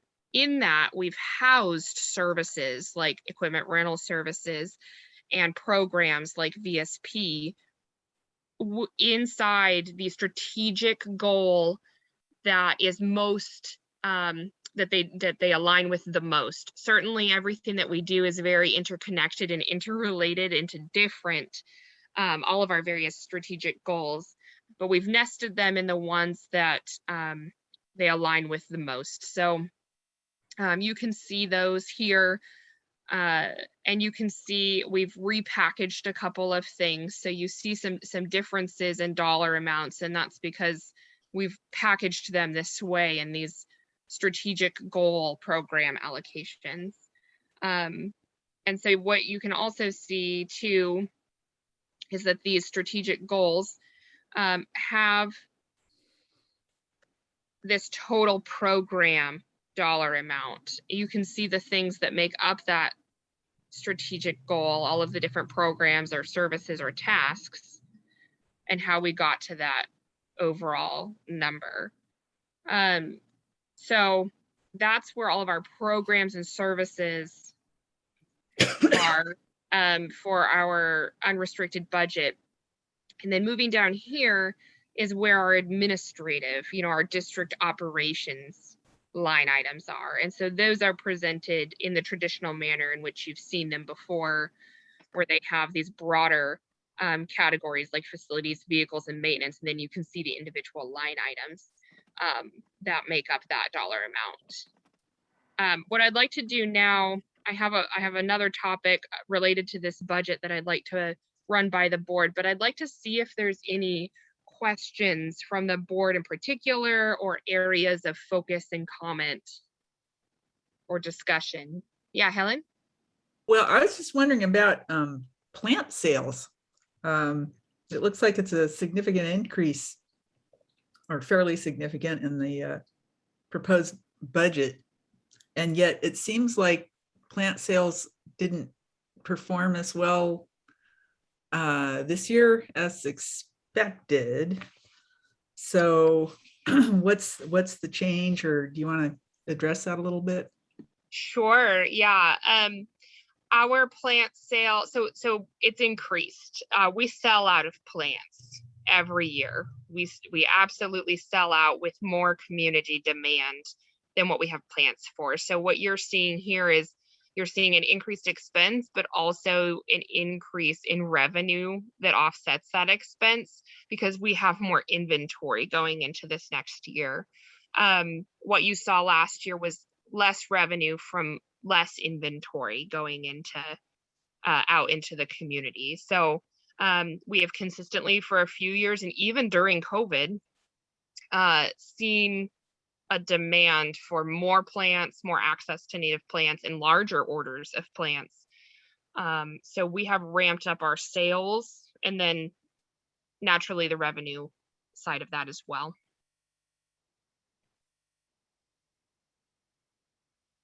I have a question, Sarah.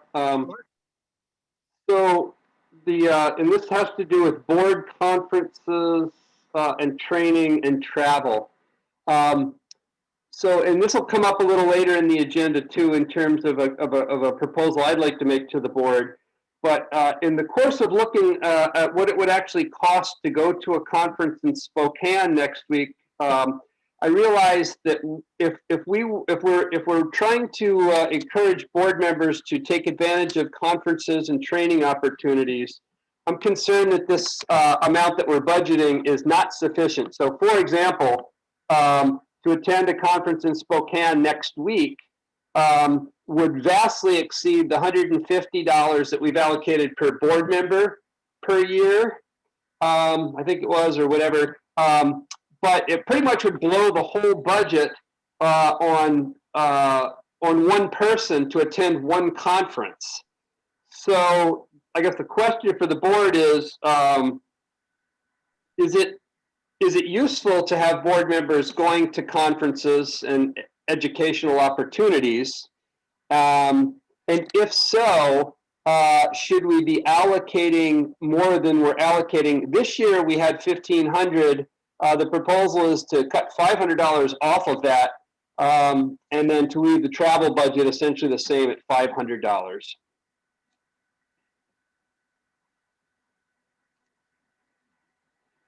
It looks like both Doug and Betsy have hands raised. Yeah, I see that. So let's go with Doug first and then Betsy. Actually, Betsy was first, excuse me, Mr. Okay, Chair. then let's go with Yeah, Betsy. yeah, but my hand was raised about something else, so you should talk about that Okay, then first. let's go with Doug on this topic, and then we'll come back to Betsy. Okay, thank you. I agree. I just got back from 2 days of WACD area meetings, and it was $500 just for one meeting in the Southwest area, which WACD covers. But the point being that it doesn't take very much to run up a good bill. And I think for us to stay astute with professional type stuff related to the districts, and also to go to conservation district functions, I think increasing it makes a lot of sense. Yeah, and thank you, Doug. And I'm not exactly sure what the right amount would be, but I just feel like what we have in here is not sufficient to really give every supervisor the opportunity to at least once a year maybe go get some professional development work at a conference or a training. So if that's a general feeling from the board, and I see Helen sort of nodding, and I heard Doug's comment there, I'd like to suggest that we ask the board in the next cut of the unrestricted budget to take a look at finding out how we might increase that funding a little bit. And I'm not sure where it comes from, but kind of ask staff to look into that a little bit. Is that okay with the board? Yeah, okay, I'm seeing head nods. So that will be the direction from the board on that piece, Sarah. And now we'll go back to Betsy, who had a separate issue. Go ahead, Betsy. So I was just curious what it says that I'm not on the page, WLCC or WACD didn't give us money for the Orca recovery. That's just dead then, huh? The funding just took a different form. So I don't have the line item. I can find that though, where that funding is. That's the CTA funding. The first year that we got that additional CTA funding, here you go, you see that budget right here. The first year that we got that CTA funding, it was because of a budget proviso that was added in addition to our implementation grant. So it was earmarked for that purpose. In subsequent funding years, the additional dollar amount that was historically provided by CTA did not have an earmark. It was just rolled into our implementation grant. So is the funding, is there the same amount of funding is still there, but it doesn't have a restricted use. So that doesn't mean that Orca Recovery Day is going away. That just means that this dollar amount that was budgeted from the commission is not coming in to fund Orca Recovery Day. Okay. Okay, got it. The other question I had was, I see we've taken off the $30,000 for vehicles. And we've been getting by with people just submitting mileage reports. is that working for the district? I mean, it's certainly cheaper. You know, we only spent like $300 or $400 in September on mileage for people. So this is the difference between years. So this $35,000 is still the budget for this year. We're still planning on purchasing a vehicle with that funding. We're planning on purchasing the vehicle after our November 10th rates and charges funding comes in, when we have more sufficient cash flow and also better deals. And so we won't need to purchase another vehicle next year. Okay, you've explained it. Thank you.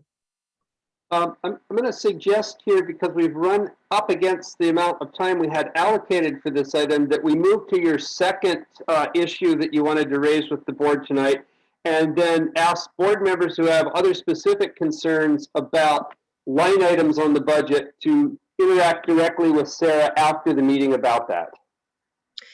Yes, absolutely. Please feel free, if you'd like to have a phone call, or if you'd like to email me any questions or concerns or proposed changes.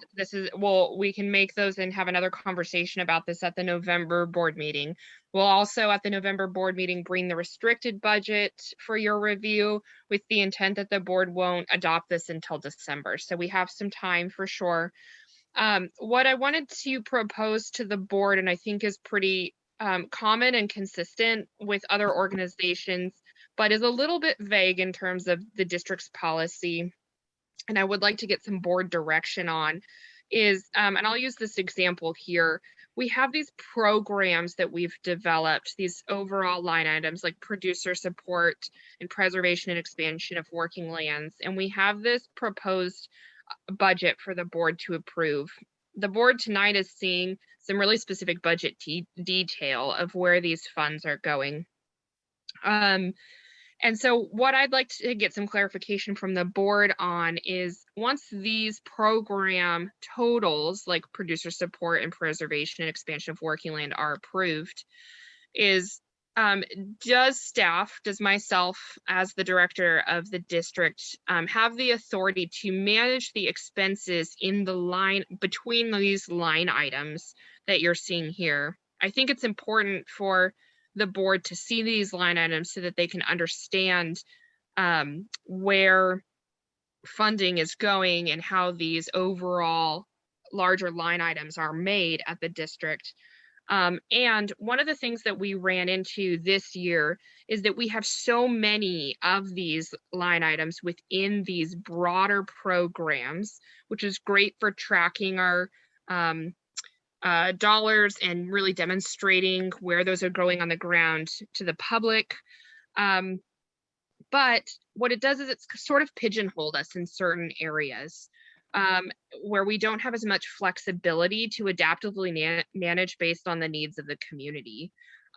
So for example, if we find, we can use adult and youth education, if we find that our volunteer program needs a little bit more funding support because there's a lot more teams that are volunteering and participating in that program, and South Sound Green might have some extra funding available at the end of the year, do we have the authority, or do I have the authority to manage the budgets within the overall board approved program dollar amounts?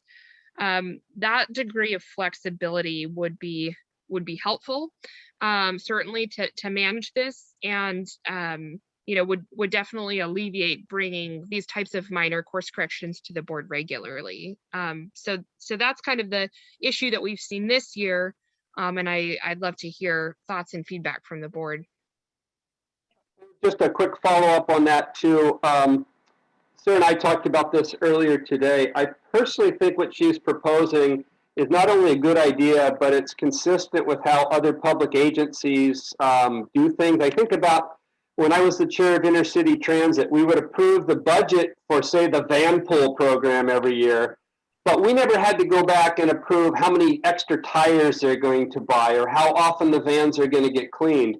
Similarly, like on the Olympia City Council, we would approve the overall budget for the police department, but we wouldn't then have to worry about how many guns they buy and how many computers they buy and these sorts of things. So I do like what she is proposing, But what I would suggest is that if we move in this direction of approving a top line budget allocation and giving our executive director the flexibility to manage within that top line allocation, I'd suggest that we either pass a resolution explicitly granting her that authority, or change our policy manuals in terms of our delegation of authorities, where that would be very clear that we're doing this and we understand it and we're giving it to the executive director. If the board wants to go in that direction, I suggested to Sarah that she talk with Ben about the right approach there, whether it's a resolution, whether it's a change in delegation authority, maybe it's both, but that we would take that action, granting her those authorities at the same time we adopted the budget in December. So thoughts on what Sarah's proposing or what I just rambled on about? Looks like we have Betsy, Doug, and David with hands. Yes, so let's go David first. And then, go ahead, David. Sure, I just think what Sarah's proposing is a great idea. Definitely have Ben's input on how to get this done correctly and easily. But yes, I'm all for it. Great, thank you. Betsy? Actually, I just didn't realize I had to lower my hand, but yeah, I guess if you say it's what they do, then that sounds good. I'm wondering, is there any way someone other than Sarah might abuse this, and spend all the office rent on, I don't know, something that she shouldn't have, her boyfriend's a janitor or something. I don't know. Is there a way to, if you say we shouldn't be concerned, I'm good with that.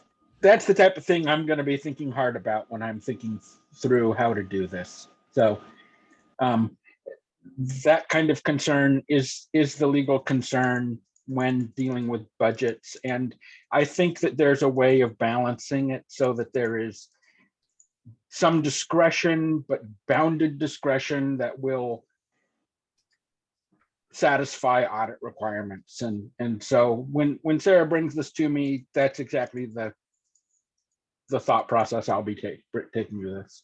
I think, if I might interject really quickly, I think one of the things is that the board will still be reviewing budget versus actuals of all of these line items monthly and approving them. So you're going to see these line items that say office rent. And if you notice that there's nothing being spent in office rent, but all of a sudden we're buying Cadillacs under vehicles, and you see that number skyrocket, that's where the board can audit and see where those expenses are, as well as, just general purchases in the monthly financial report. But I'm definitely still proposing that we'll report on all of these line items monthly to the board for oversight. Okay, I see a thumbs up from Betsy. Let's move to Doug. Yeah, I want to make sure I understand what you mean when you say top line items. Looking at the screen now, I see facility, vehicles, and maintenance, and then down below I see another blocked out one called supplies. So it's just authority to move stuff within like the facility, vehicles, and maintenance part. That's correct. If we have more repairs for vehicles, but we have less communications needs, we can adapt those a little bit. Okay, well, that's what I thought, but I just wanted to be clear on that. I think kind of like Ben does, I think there should be some criteria. Maybe if there's like a $50,000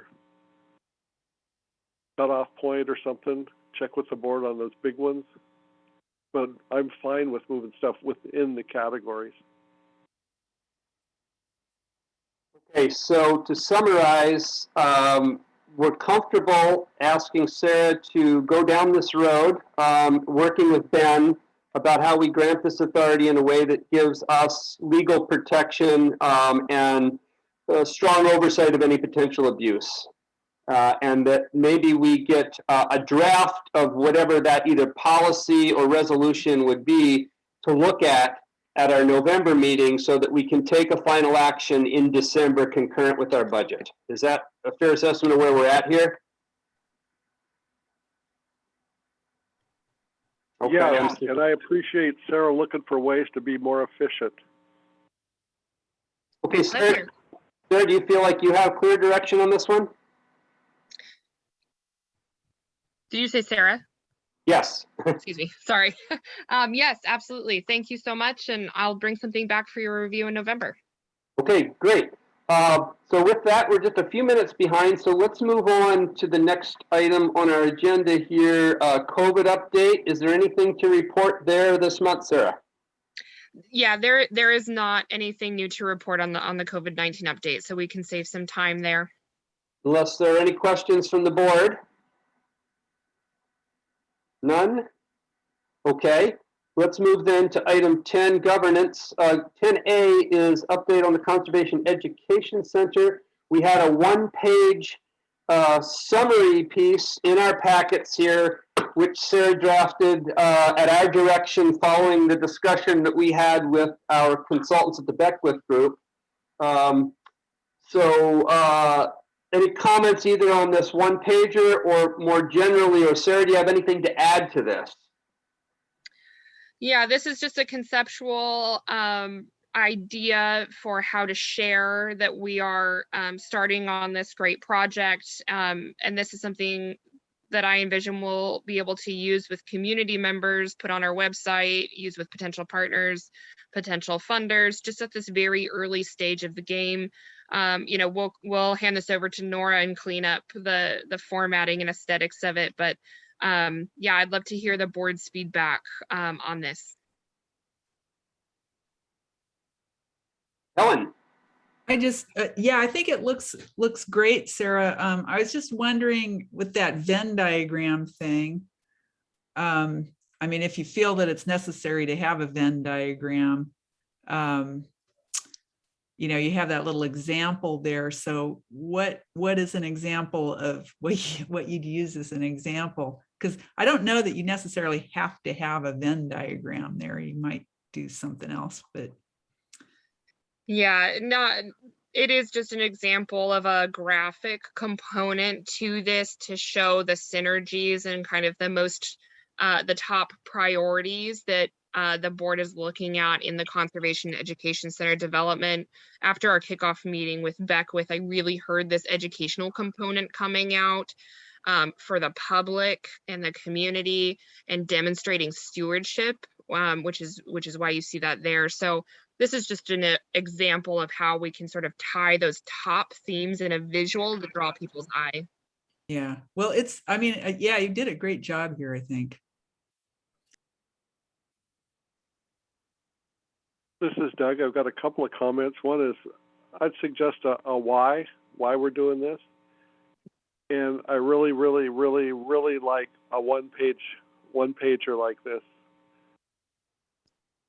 Just give me the headlines. If I need more detail, I'll ask. Great, thank you. Okay, is there anything further on the CEC for tonight, Sarah? No, the only other thing is just a brief update on next steps. So I guess it's a yes, one more thing. And that is, I sent the board an email earlier today with some of the aggregate notes and feedback from both kickoff exercises with our consultants. So the next steps there, we're doing a little bit of prioritization of some of the spatial needs, things we absolutely have to do business versus things that we probably should have and things that would just be really nice to have. And that'll give us some minimums and maximums in terms of space for land and space for actual buildings. And so that's what Beckwith will then use looking outward to do their property comparisons and to generate the material for that RFQ. So that'll line up for that piece. In the meantime, we're going to move into the phase of starting to develop with our consultants the sort of stakeholder group interview format questions. So part of this process is engaging community members and stakeholder groups and getting feedback into this really early phase of conceptual design. And so we'll move into starting to create that framework. What does that look like? Who are we reaching out to? And inviting those folks to the table to have some really early preliminary conversations. So we'll want to get this great one pager drafted and complete so we can use that as our steering document when we're asking other populations within Thurston County about their feedback on conducting this piece. So stay tuned for more updates. We're just developing that framework piece at this point, and then we'll present that to the board before we move forward with that next phase. Okay, thank you. That moves us to item 10B, the elections discussion. We've got a proposed timeline and a proposed resolution in our packets for 2022 election. Yeah, and I will pull that up on the screen here in just a moment. We have both an election and an appointment coming up in 2022. Betsy's seat is up for appointment in 2022. Those appointment applications are always due to the commission by the end of March. And then TJ's seat is up for the elected position for next year. So this memo, here we go, share the right screen, was drafted by Nora and Susan, presenting the draft resolution to adopt all of the election date, place, time, and method. It's the same standard election format, election resolution format that you've seen each year. There are highlighted in yellow in the resolution the specific dates that the board will need to set and select. And then highlighted in the green is the mechanism for conducting the election. What is recommended in the resolution is what staff is recommending for adoption moving into next year. So in terms of process and timeline and mechanism, and that's based off of the success that we've had in this last year. So I'll pull that resolution up really quickly. So this is the proposed draft resolution here with the proposed date similar to what we held this year in 2021. We did a mail-in election this year. Everything went really well. We didn't have any concerns or complaints about that piece. I see some immediate hands. Let's go ahead and finish what you're saying, Sarah, and then I know we have Doug and Betsy in the queue for questions. Great, that sounds great. And so working backwards with the election timeline, these are dates for filing for candidacy, dates for voters, etc. So all of these dates are based off of this one date of the election date here of March 15th, 2022. And it's a auto-calculated thing. You'll probably remember the elections calculator famously from the commission. So yeah, we're looking for feedback and direction on all of the highlighted sections within the resolution. And yeah, feel free to ask questions. Okay, so Doug, you're up first and then Betsy. Okay, this one's going to be picayune. Go up a little bit if you would, Sarah. I think it's 1, 2, 3, 4, 5, 6 paragraph that starts out with eligible voters. Oh, down more? I think you might go Yeah. down. Yeah.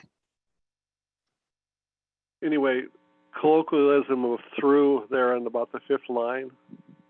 I'd use regular English. And then if you go over or down below some more, it's got election day of March 15th, 2021. Oh. And then up above, it's got another one right above the green. Yeah. Good catch. 2021 as well. Thank you, Doug. Betsy? I don't see in there when you can start requesting ballots by email. I see when you can request them in person front to back, but I only see the deadline for emailing. The last day and time that voters can request ballots to be mailed to their mailing address for this election is March 8th. I didn't mean email, March 8th, but it doesn't say the first date.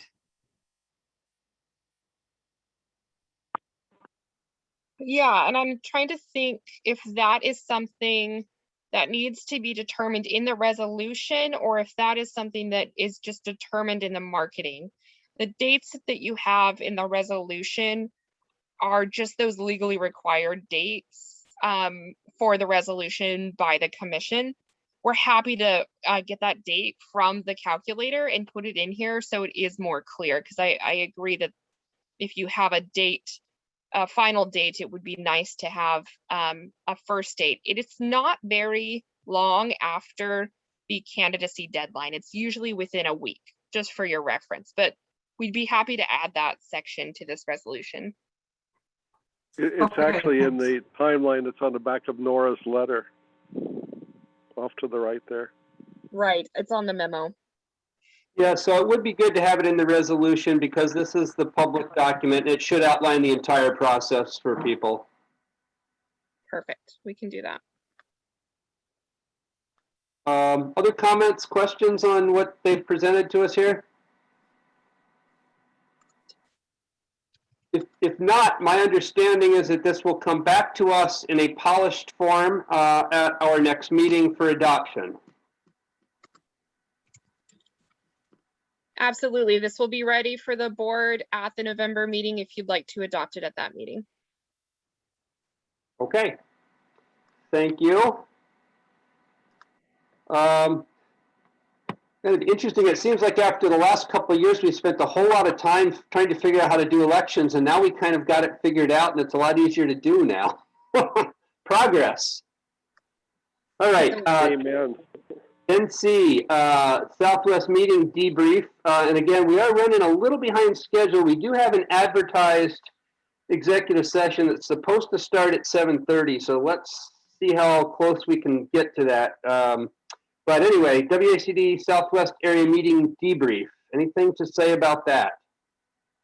Yeah, this will be Doug again. They did pass our sustainable funding resolution, so it's going to WACD. And we've got two new area directors, Marshall Stowe from Wacd and Lisa Zabarek from Grays Harbor. Dean Longry, who's been a longtime supervisor out of Clark, has some health issues, so he chose not to run. And John Keatley resigned during the meeting, who is from Cowlitz. And that's it. All right. Then that moves us on to WACD annual meeting registration. I'm guessing, Sarah, you're looking for clarification of who's doing what here? Yeah, just to make sure who is actually participating in the annual meeting. One, we need to make sure that we post appropriate notices, and two, there is one in-person component to this for the business meeting that does have a dinner option with it. So far, I've heard from one supervisor about their plans to attend virtual and in-person meetings. And so I'd like to just confirm if other supervisors are interested in attending any portion of the WACD annual meeting, especially the business meeting component where resolutions are voted on, and if you're going in person. And that way I can finalize our registration for the district and submit it. The virtual sessions start next week. Sarah, one question. When votes are taken on resolutions at WACD, is it one vote per district or is it one vote per person? Per person. Okay. So there would be some advantage to having multiple supervisors there potentially if we want to make sure resolutions that we like passed. Always. Okay. And if some supervisor can't go, we can delegate to the associate supervisor, Chris, to vote on behalf of the district. Anybody want to give any information to Sarah tonight or get back to her tomorrow on this, or? All right. So Doug, go ahead. Oh, I was just gonna say, I will plan to submit the registration tomorrow so that WACD has that for the head count and payment for attending the conference with who I have so far, or if I receive any communications next week from the board.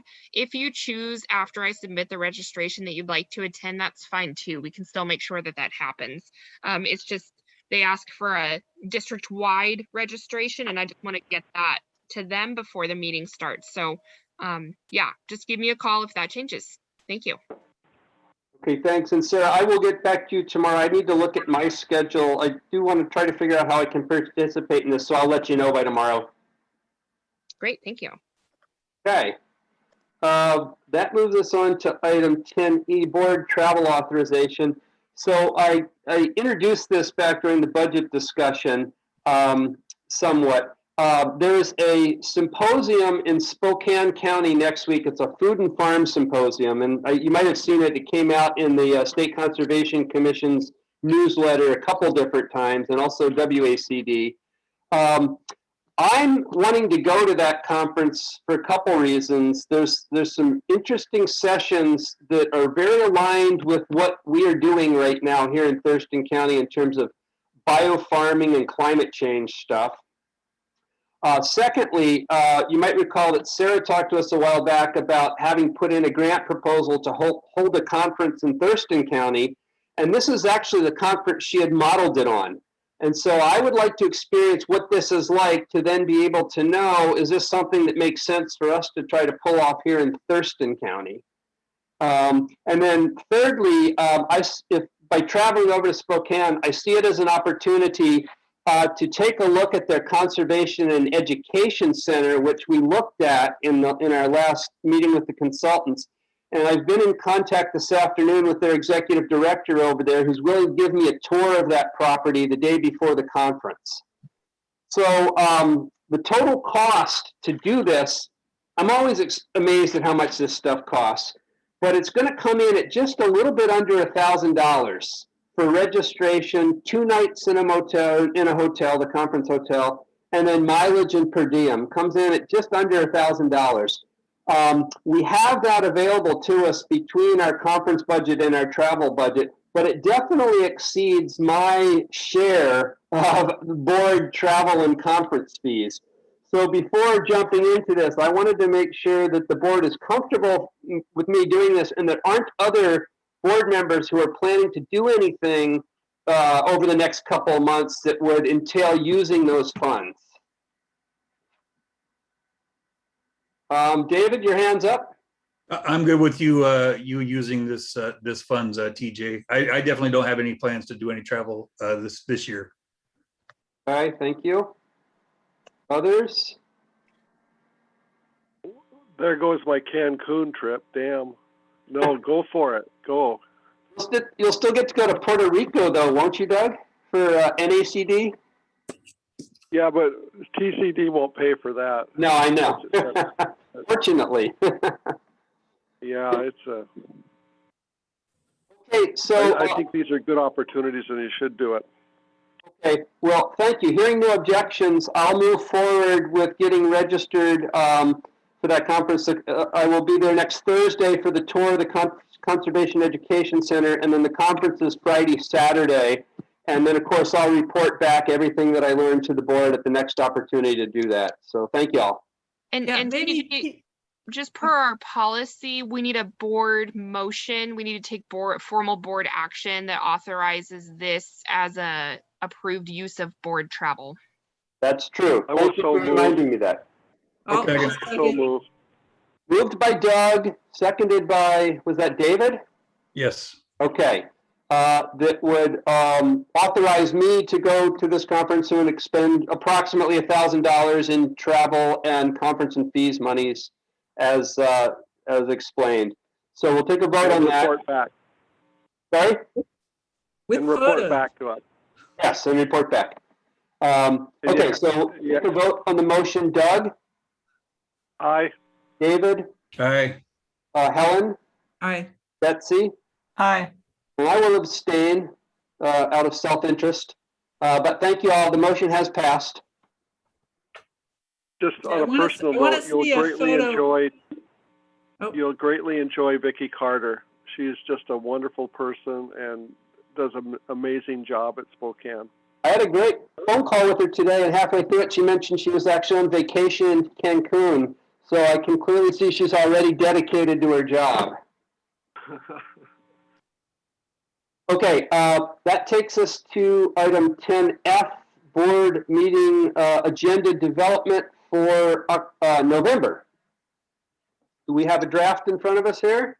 Yep, this is the November board meeting agenda draft. And I would note that there are, this is an item that you'll be receiving electronically. Between November and December, you'll receive at least an additional 4 funding contracts that have just been taking a long time to get put out to us, and potentially also some subcontracts for some of those to our partners. So lots of contracting happening in the last 2 months. So this is likely to expand. And I will include the elections resolution in here as well. Okay, any comments on this draft? Okay, hearing none, we'll go with it as presented. It's now 7:30, and I'm going to suggest that we move the next 2 items, supervisor reports and ED reports, to the end of the meeting following our 2 sessions, because we did advertise a executive session to begin at 7:30. So if that's, is that okay with folks? Okay. Yep. So we will move to an executive session to discuss the performance of our executive director. This executive session will last no more than 15 minutes. And Sarah, will you remind us the process that we will use to go into that session and come out of that session? Absolutely. So what you'll do is just hang tight for a second. We're going to try something new, which is I'll be putting you into a breakout room. So TJ, if you'd like to name who will be part of that executive session, I will move just those individuals to your own private room. In the bottom right-hand corner of your screen will be a blue button that says leave room. When you're ready to return to the main session where myself and Leah will be waiting, just hit that button and you'll be right back into the meeting. Okay, so for purposes of the record, the executive session to discuss performance of the executive director will include all 5 supervisors, Helen Wheatley, Betsy DeFreda, David Ayal, Doug Rushton, and myself. Those will be the only people present in that session. At the end of that session, I will be the only one that leaves the room and comes back to the general session to report back, and then I'll rejoin that same group of people, plus our executive director, Sarah Moorhead, and our legal counsel, Ben Cushman, in the closed session to discuss collective bargaining. Is that clear to everybody what we're doing here? Okay. Great. With that, put us in a breakout room, Sarah. Everyone join.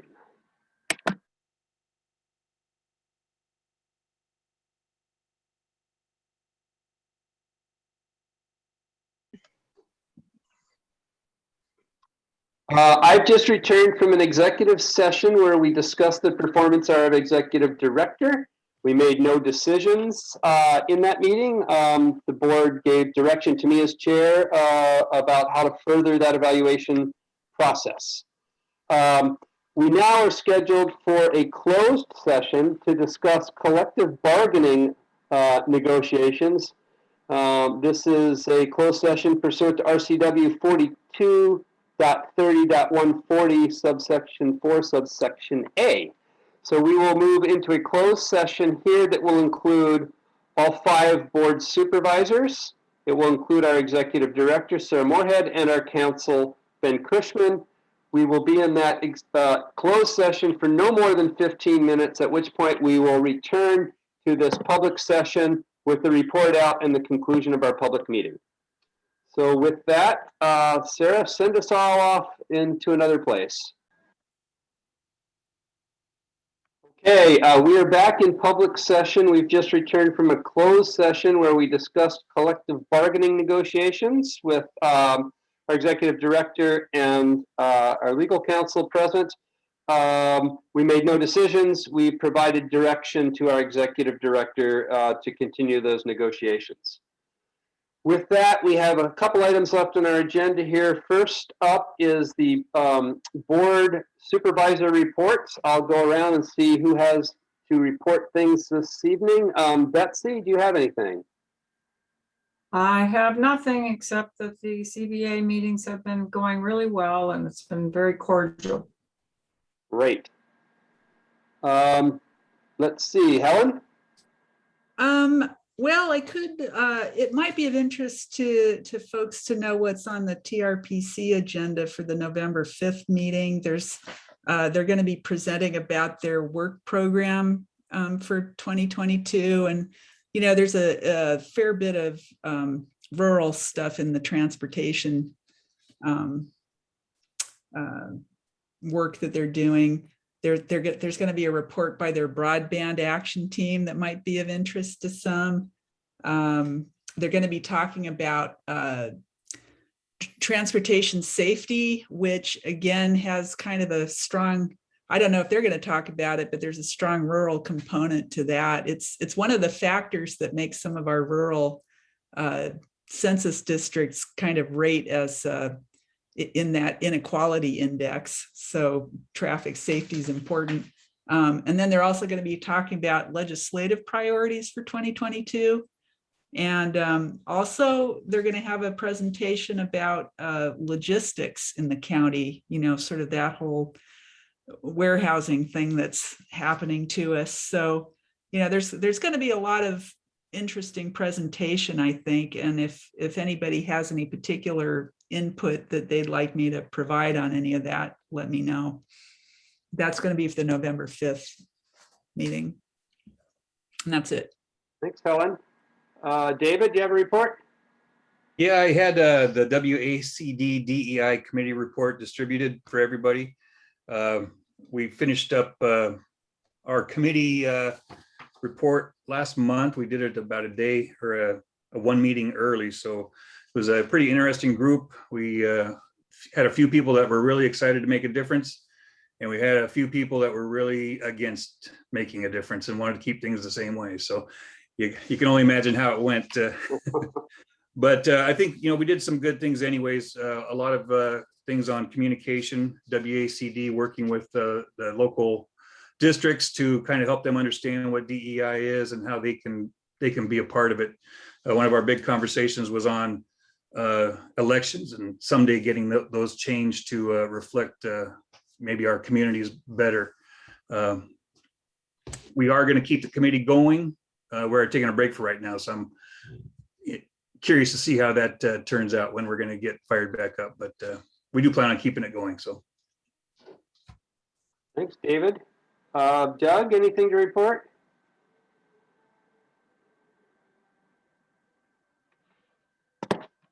Doug?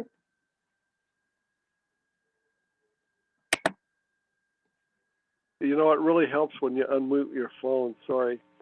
I don't have anything in addition to what I've already said. Okay, thank you. Two quick things. We'll be meeting again next week with the group looking at the Olympia farmland preservation issues. Next Tuesday will be our monthly meeting. So I'll have more to report next time around. And then I've been contacted by a group of people who are really enthusiastic about biochar. And without going into what biochar is, it's a technology that some people claim can help dramatically improve soils and sequester lots of carbon in soils. But these folks are interested in having the conservation district potentially purchase a biochar maker that we would then rent out to the community like we do with poultry processing equipment and other things. So I've directed a couple things. They've invited me to come out and take a look at their biochar unit, which I'm going to do in the next week or two. And I explained to them where we're at with our budget process, and if they're interested in requesting that the district put money aside to purchase or manage a biochar system, they should let the board know that. And I let them know when our public meetings are and invited them to participate through public comment and or send comments directly in to us as board members or the executive director. So kind of channeling them in the appropriate ways, and we'll see where that one goes, and I'll let you know what I learn after I take a look at their system. That's all I have. That then moves us to the final item, executive director's report. Sarah? Looks like Doug has his hand up. Oh, I'm sorry. I lost that portion of that's my okay. screen here. So, sorry, Doug, go ahead. John Floyd from the Pend Oreille district is also working on biochar, so he might be a resource. John Floyd. Okay, thank And you. that reminded me of a thought I had during the area meetings. I think we ought to think about getting a wood chipper. Some of the other districts have wood chippers that they rent out, and that might be something to do a survey on to find out if that would make sense for us. Are you suggesting that we look at budgeting that in next year, Doug, or just that somebody does a little feasibility look at it? I think feasibility, you know, is there enough demand for something like that? I mean, you know, I'm skewed. I look at the forestry part of it, and I could sure use one. And I rent them from, you know, A1 Rentals, but there might be other people too. And if that would be something good for the district, I think we ought to think about it. I think that's a great idea. It's better than burn piles. Yes. So would we have some staff capacity and the ability to kind of take a look into that and report back to the board?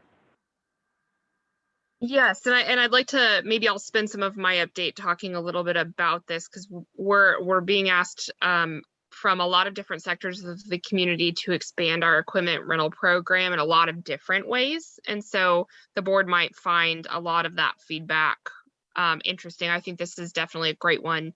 And there are a lot of requests for that program. And so, you know, we're looking into where we can pay for that through grants and other types of programs. Yeah, so it's definitely a worthwhile conversation, and one I anticipate will be a huge piece of feedback during our feasibility study for the Conservation Education Center. Great. Okay, you can continue on with your report then, Sarah. Great. One of the areas that we have been hearing a lot of that feedback is with the beginnings of a new grazing association in Thurston County.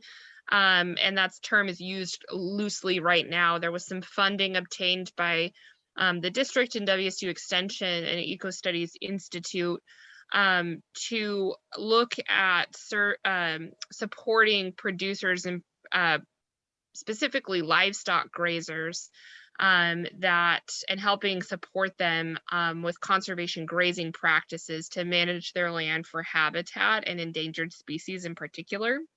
There's a lot of research that Stephen Bramwell and Sarah Hammond from Eco Studies did over the last couple of years, specifically in this region around conservation grazing and the benefit to these important listed species in this important prairie habitat. And so this is sort of the next iteration of that, is what can we do to ensure that these specific types of management practices and these producers continue to manage that land, and we encourage others to do so, because it's not just providing, it's not just not detrimental to the landscape, it's actually enhancing the quality of these prairies to manage them with livestock. So that's a really wonderful thing to share and fixate on. We really do want to have producers continue to remain viable and remain on the landscape for a lot of reasons. And one of those is this conservation benefit. So this grazing association is sort of kicking off, and it's an opportunity to mentorship and networking and communication amongst livestock grazers in particular. And so I'm really looking forward to where this work might go. We just facilitated the first sort of kickoff meeting this week, and that was one of the highest priority areas of feedback. In addition to USDA processing facilities, it was different areas, all of the areas that the district could expand their equipment rental program and really benefit people who are out there managing their land. So I'll share more about that in a written update to the board, because I know that we are running short on time.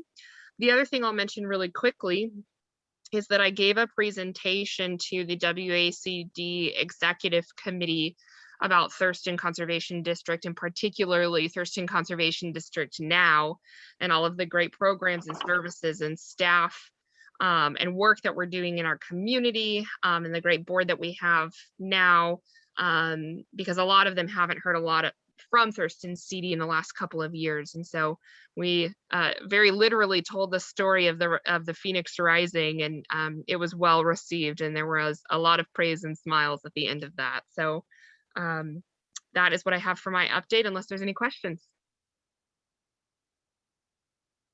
Right. It's always good to end on a positive note. Thank you for that, Sarah.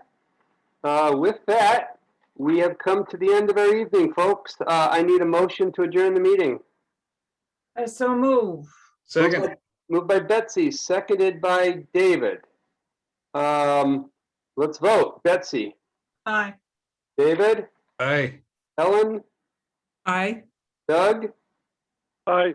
and the chair votes aye. We are adjourned. Thank you all for hanging in there. It ran a little long tonight, but we had a big agenda, so take care. Happy Halloween. Yeah. Stay dry out there. We'll see you soon.